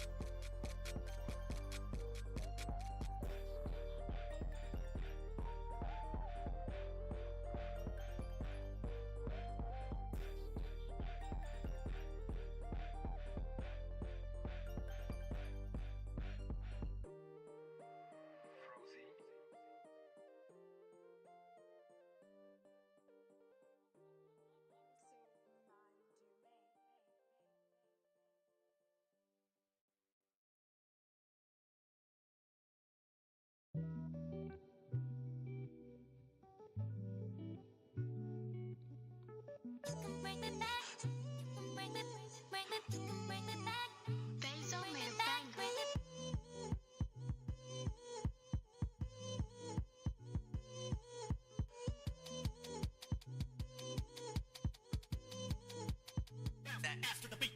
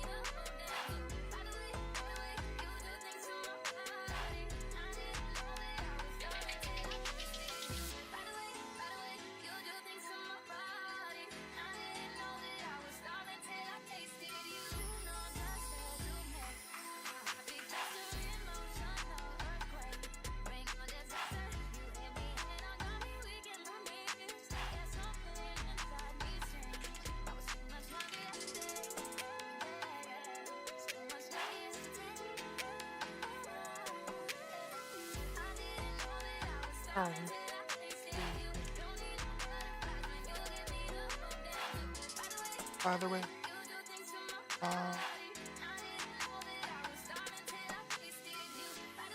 by the way.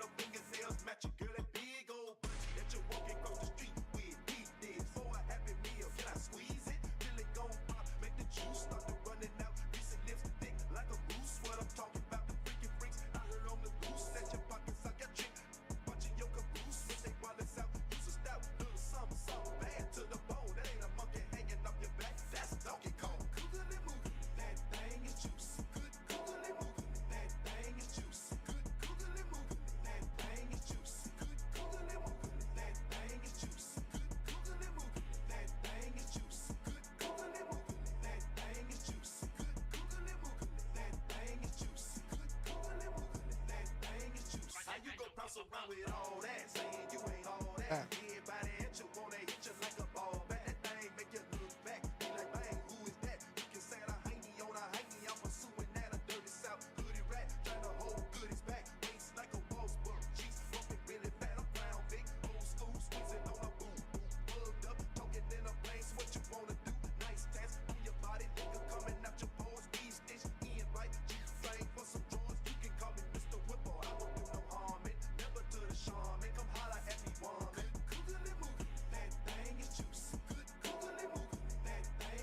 Trying this.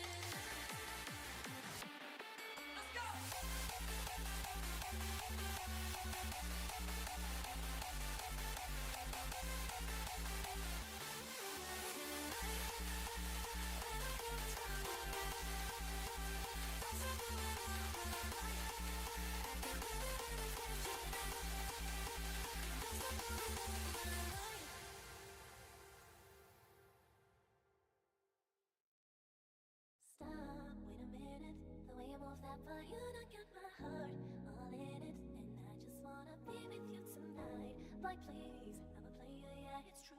But I changed the game for you. I wanna see what it do. Can I be for real? This is how I feel. I'm in need of love. Let's take the bad I care. Oh, you're just my type. Everything's so right. I just wanna chill. Let's take the bad I care.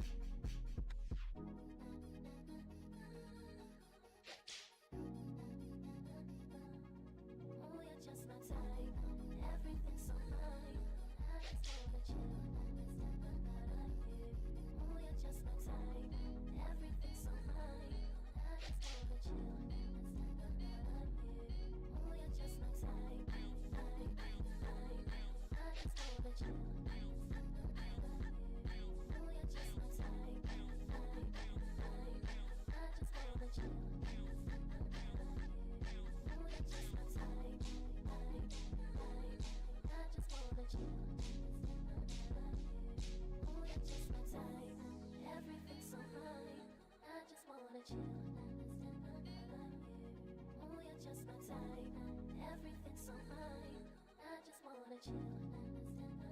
Bezo made a banger.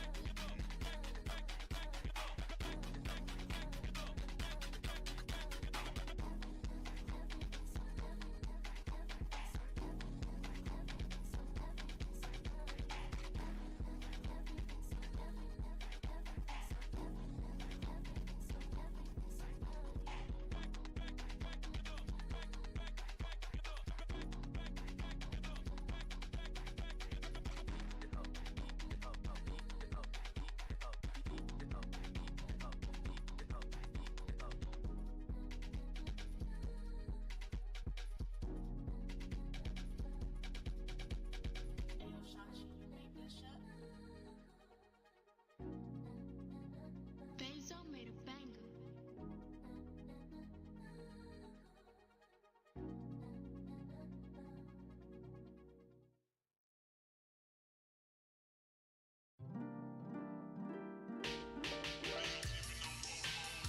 Repton.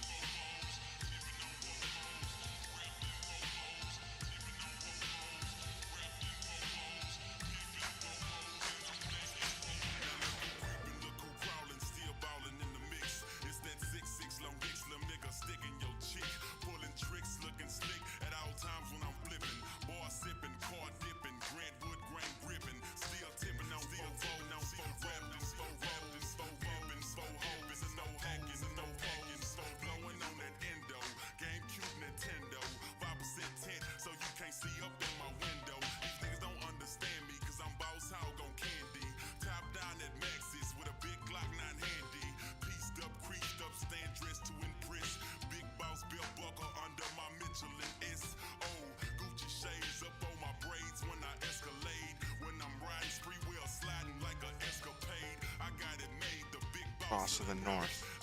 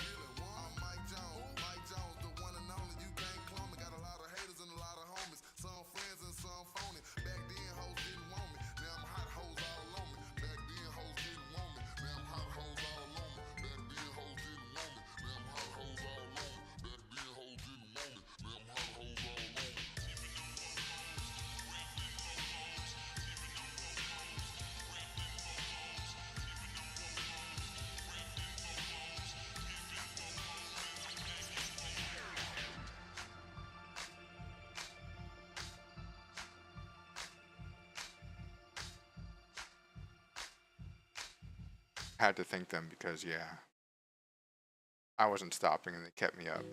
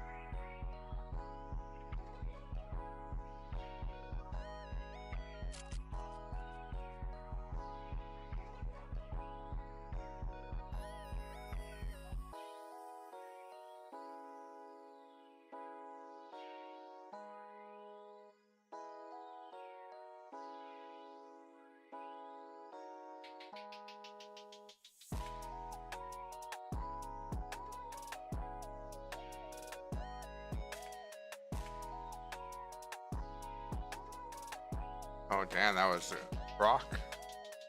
Got rage now. I can heroic strike. I love when overpower doesn't crit. Like, why would a move that has... Oh, that guy just got fucking owned. I could have stopped that cast, but I didn't.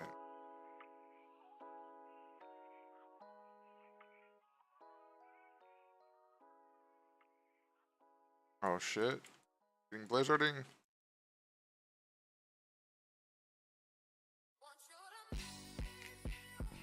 Alright, this is a wipe.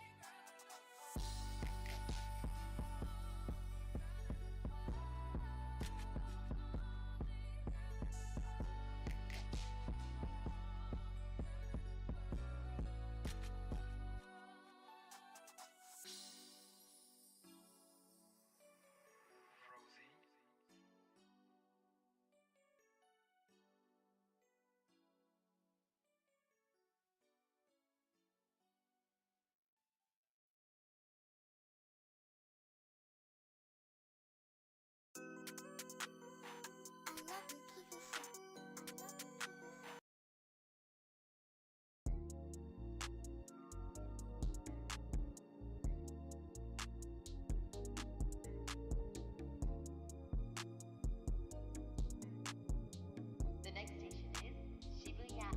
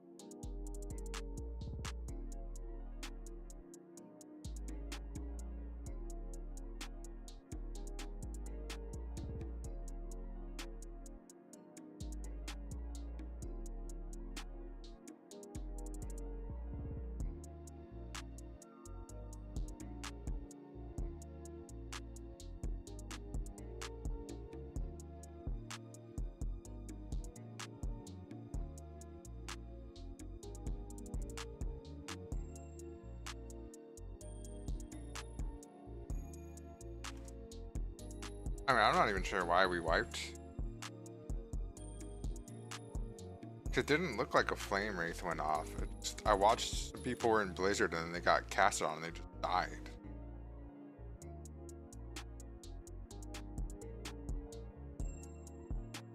Yeah, like that spell shade's gonna aggro.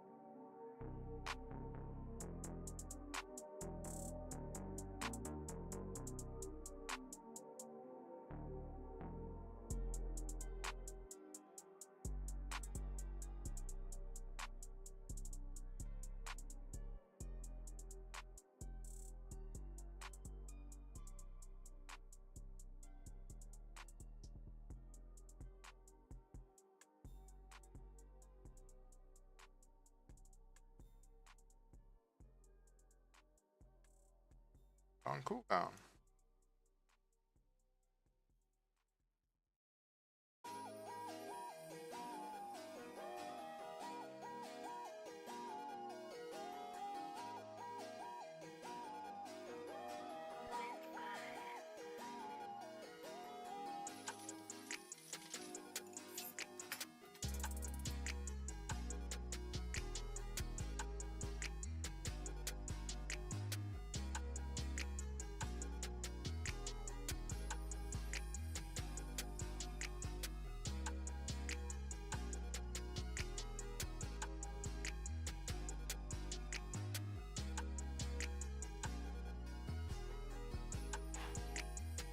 That was unfortunate.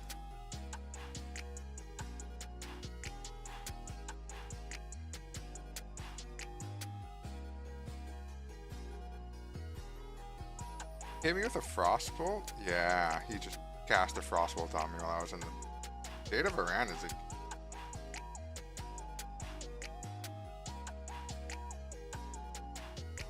like our ranged is so incompetent we can't trust them to kill the elementals. So we're killing the elementals. Like I've never had to kill the elementals on this fight, man.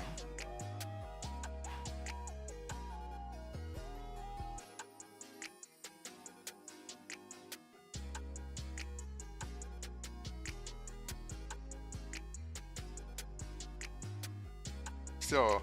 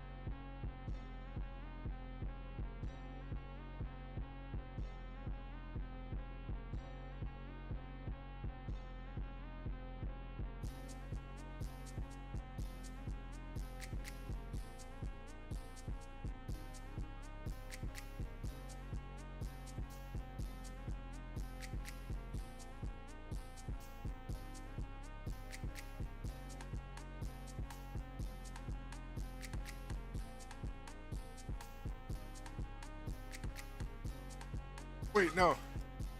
Cancel. Oh my god. Okay, phew.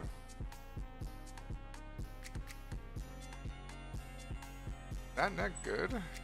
Oh, not better.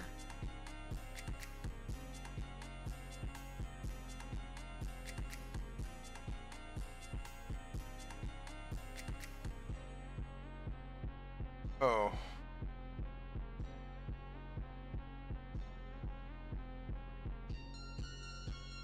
Drew doesn't want to use a B-res.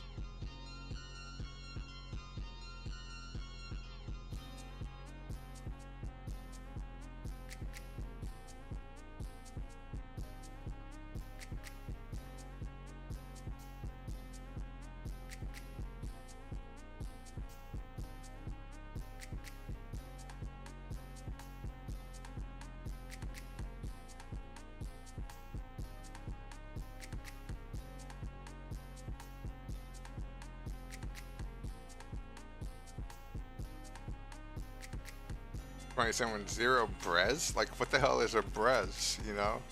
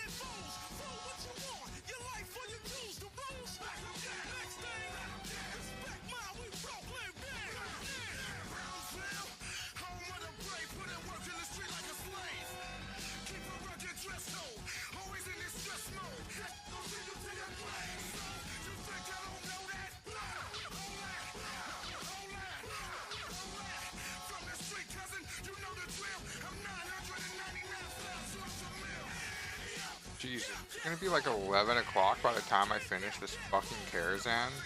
How long have I been in here, dude? I have no idea. 2 hours already?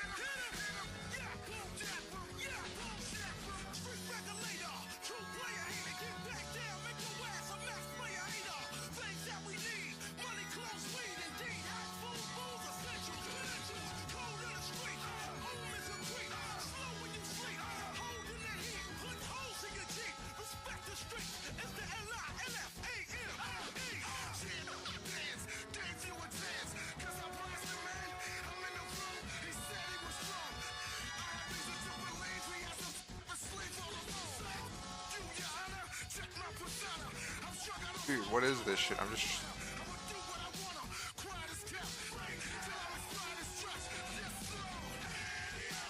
I'm dead.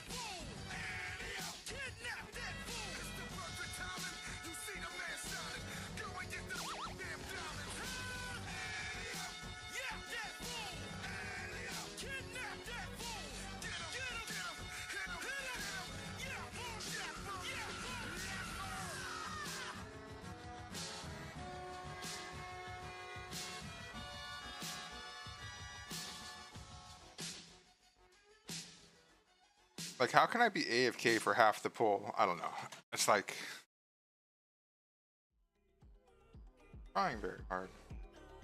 Like, why am I gonna try hard?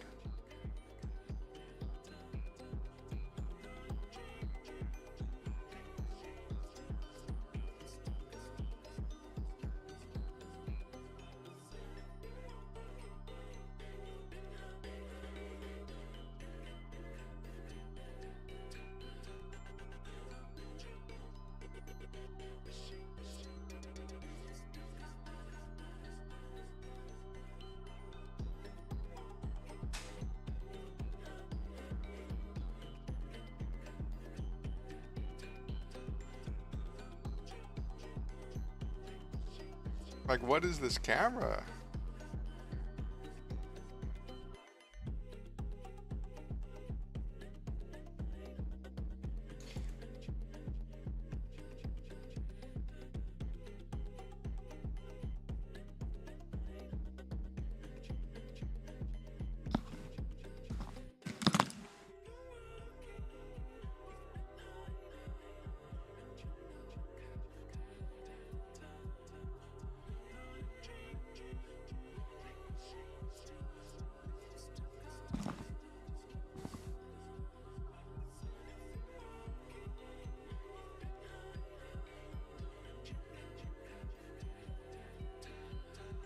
I'm never doing Karazhan.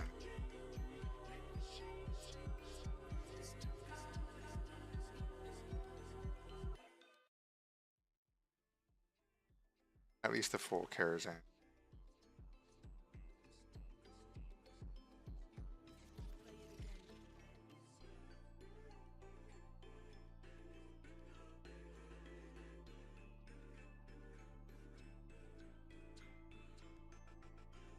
Get rid of this stupid watermark because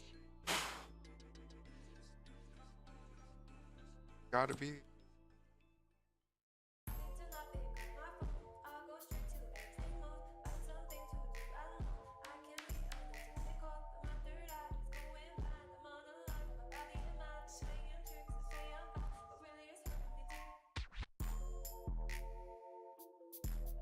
I don't know. I'm just being stupid.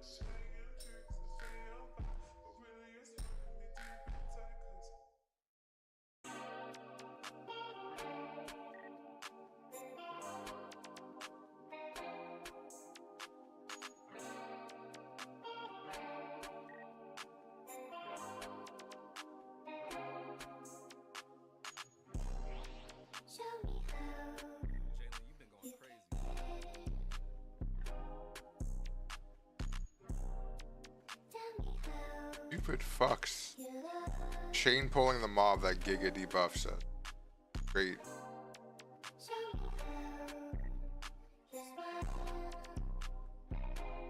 Wait, is this Hunter out of arrows? Is that what's going on?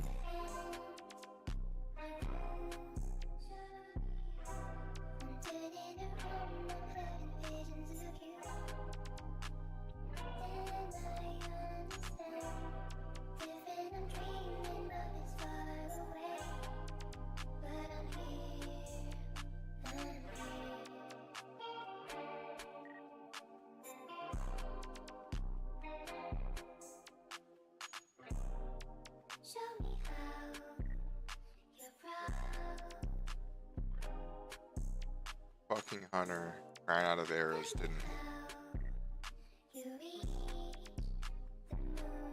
It's like you have one job to buy fucking arrows. I don't know.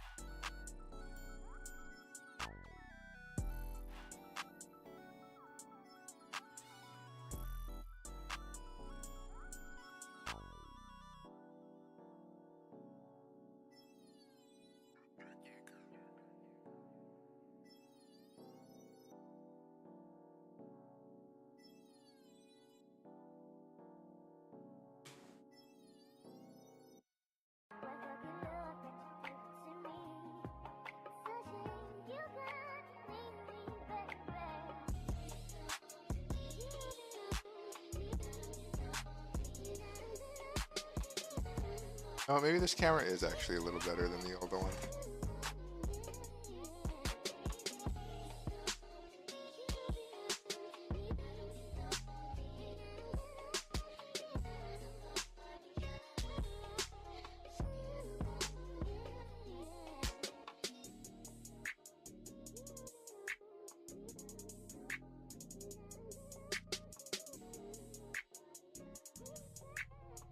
Wait, why the fuck am I getting this?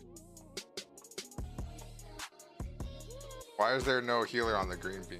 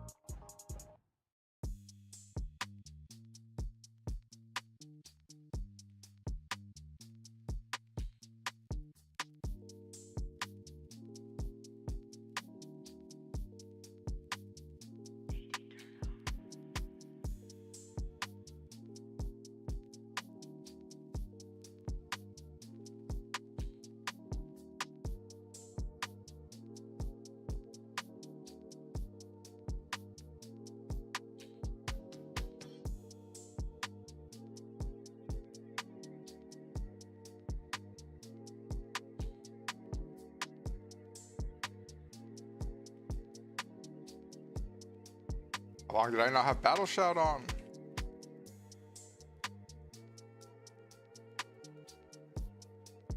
No ring. Typical.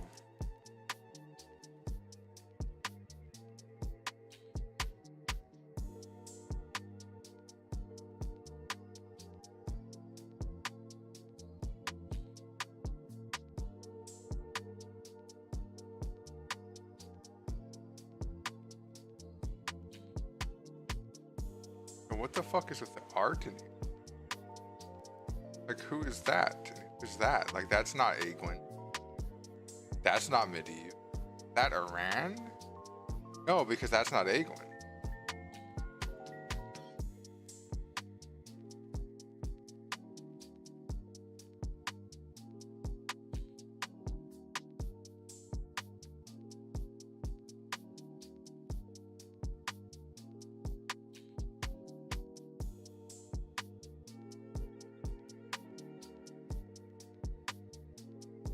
Alright, we just have chess, prince.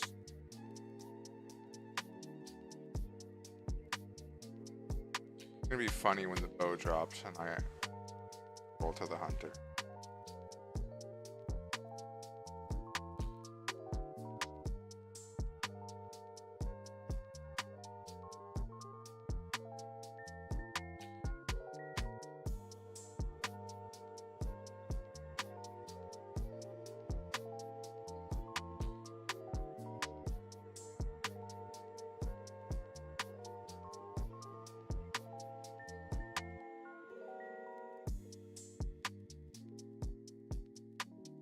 If you have the consortium.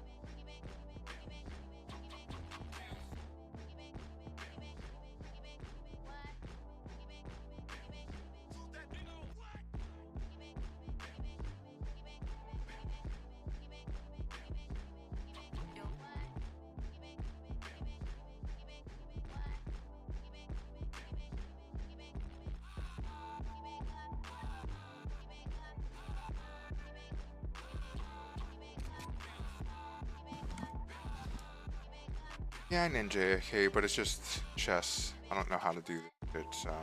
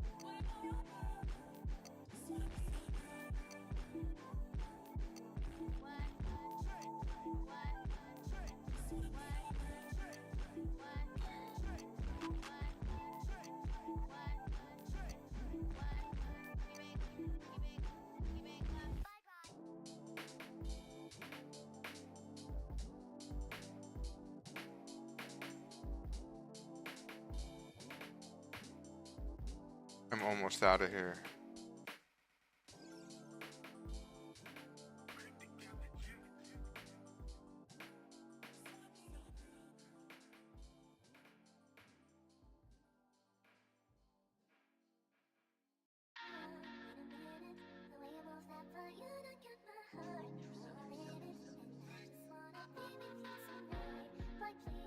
I was gonna say, does he know how strong these are?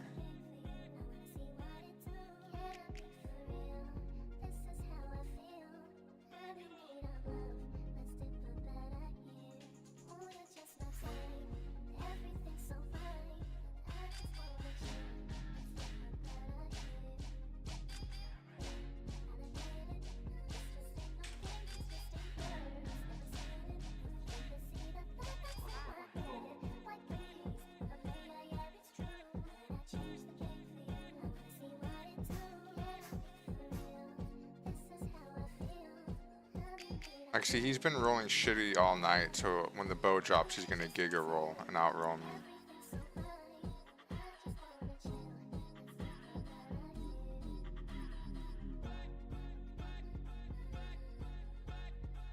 Dude, their loot system is so fucking stupid.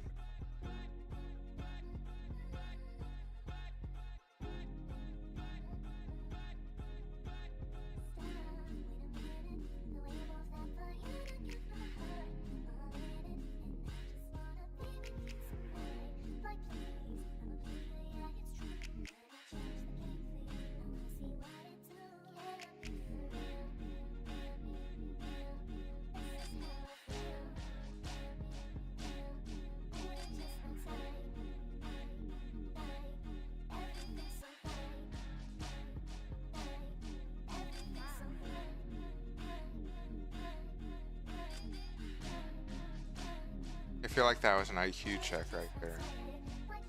Both the tanks are attacking X. Normally you kill Skull first, but if both the tanks are attacking X, I'm attacking X.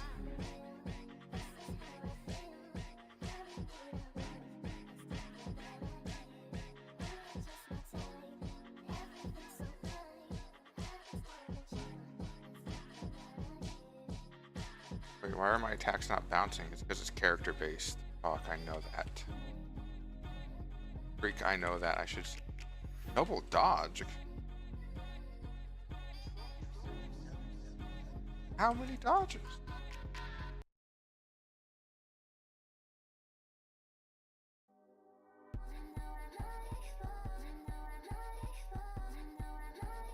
Somewhere just beyond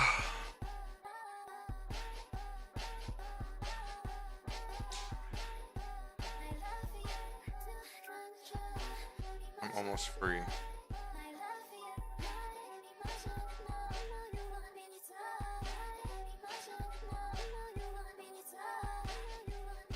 Such a mistake to do this. Once I get the bow, then it was a W.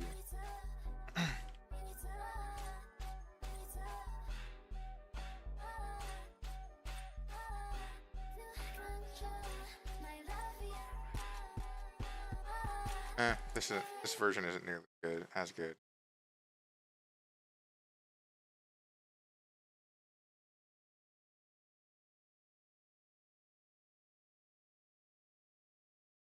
Found some disturbing TikToks hiding in plain sight. Once you see these clips, you'll understand why. Let's get into it.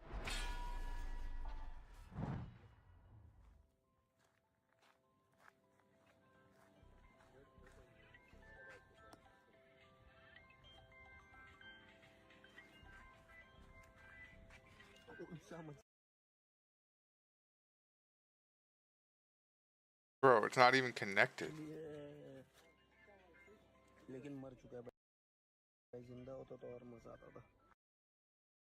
Yeah, you could have just glued those on. You're not fooling anybody.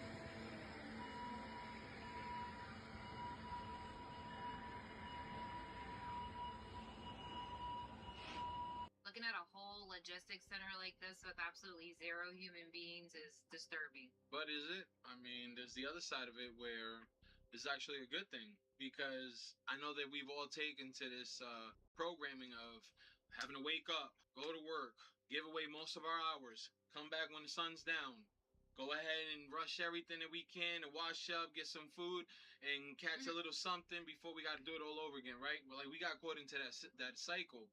And somebody had a good point in the comment section. They were like, we weren't born to just work. You know, maybe this might give us that space to be able to take some time to think about what we were even on a mission to do before we got caught up into the programming here. So I guess that's where universal basic income comes into place. Bingo. Exactly. Damn, they know. Yeah, UBI. It's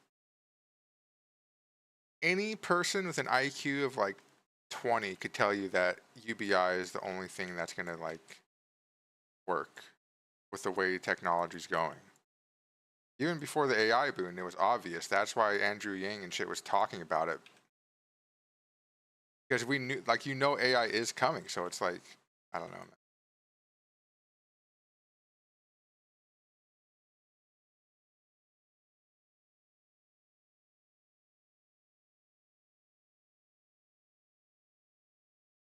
Oh, gosh.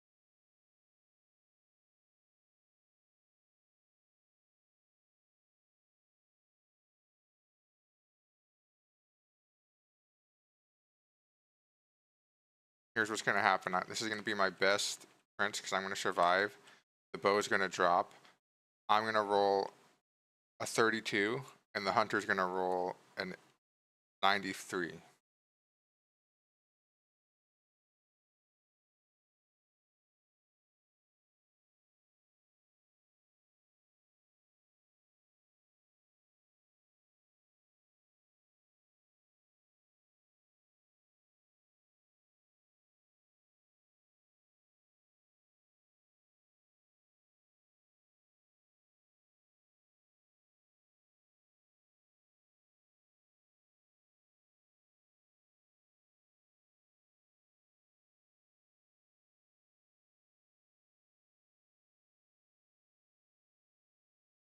Guy's a real piece of shit.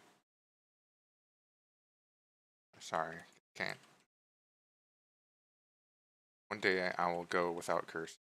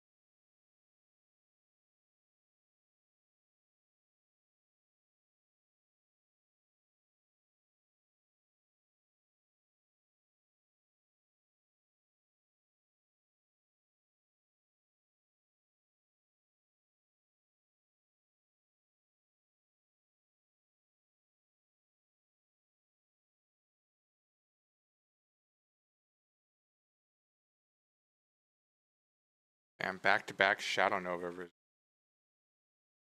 That's a DPS loss.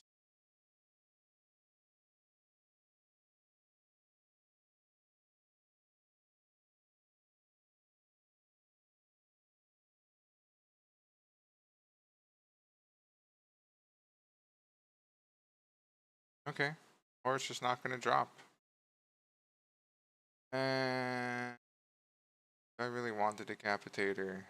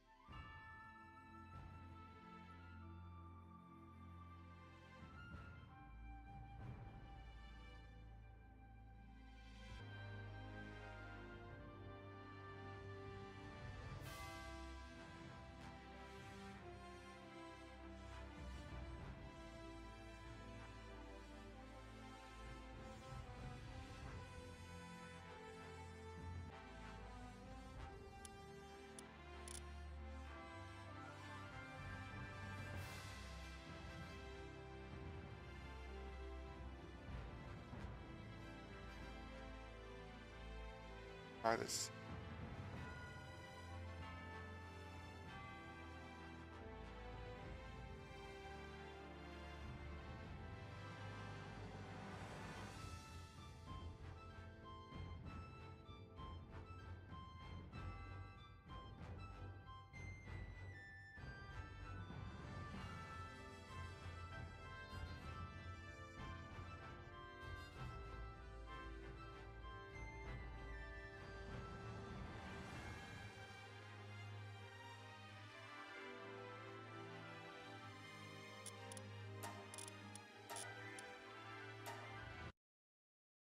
see how it runs, I guess.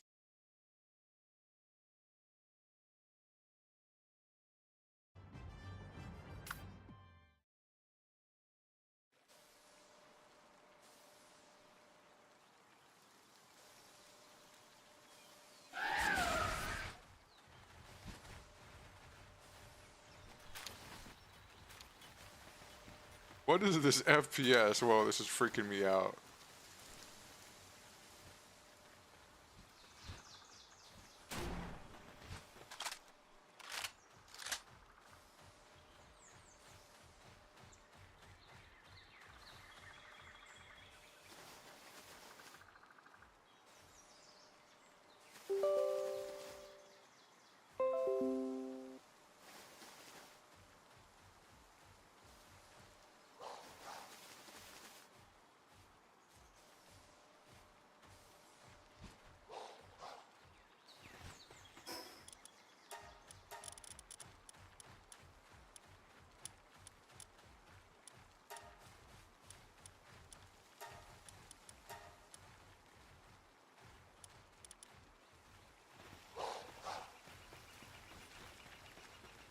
Dude, what is this gate? No way. This is... Like, this is insane. How about now? Oh my god, it just... loads much quicker. Oh wow.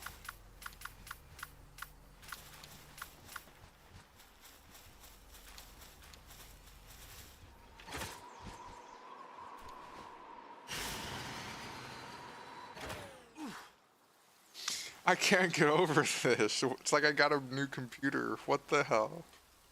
That is crazy, bro. No way. Hold on. Put you away. Give me...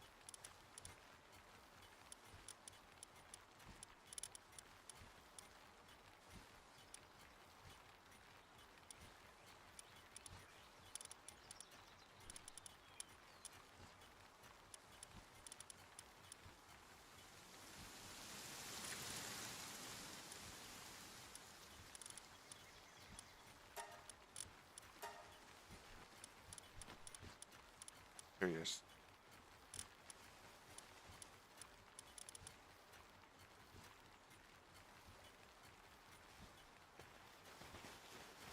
Okay, hold on. Let's go to this will be a good test actually. Let's go to wait, did my camera freeze?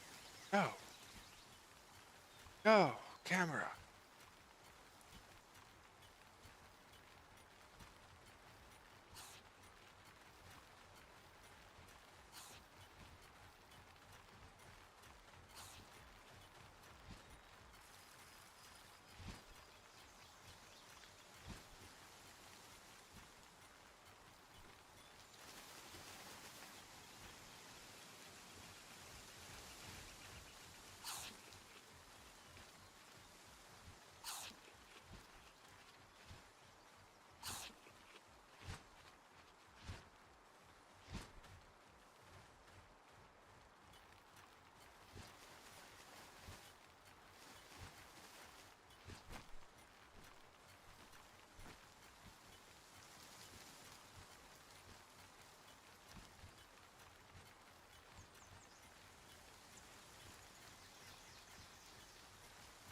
What the heck?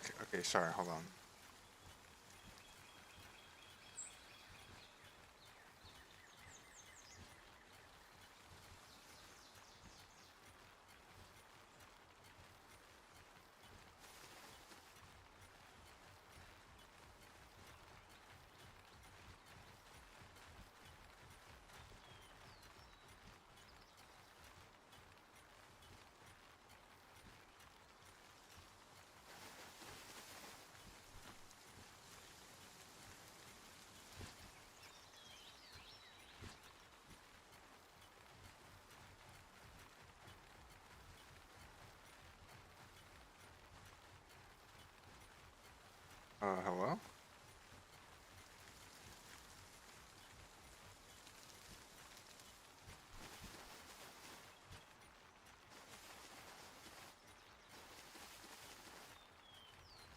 Wait, did my internet just die?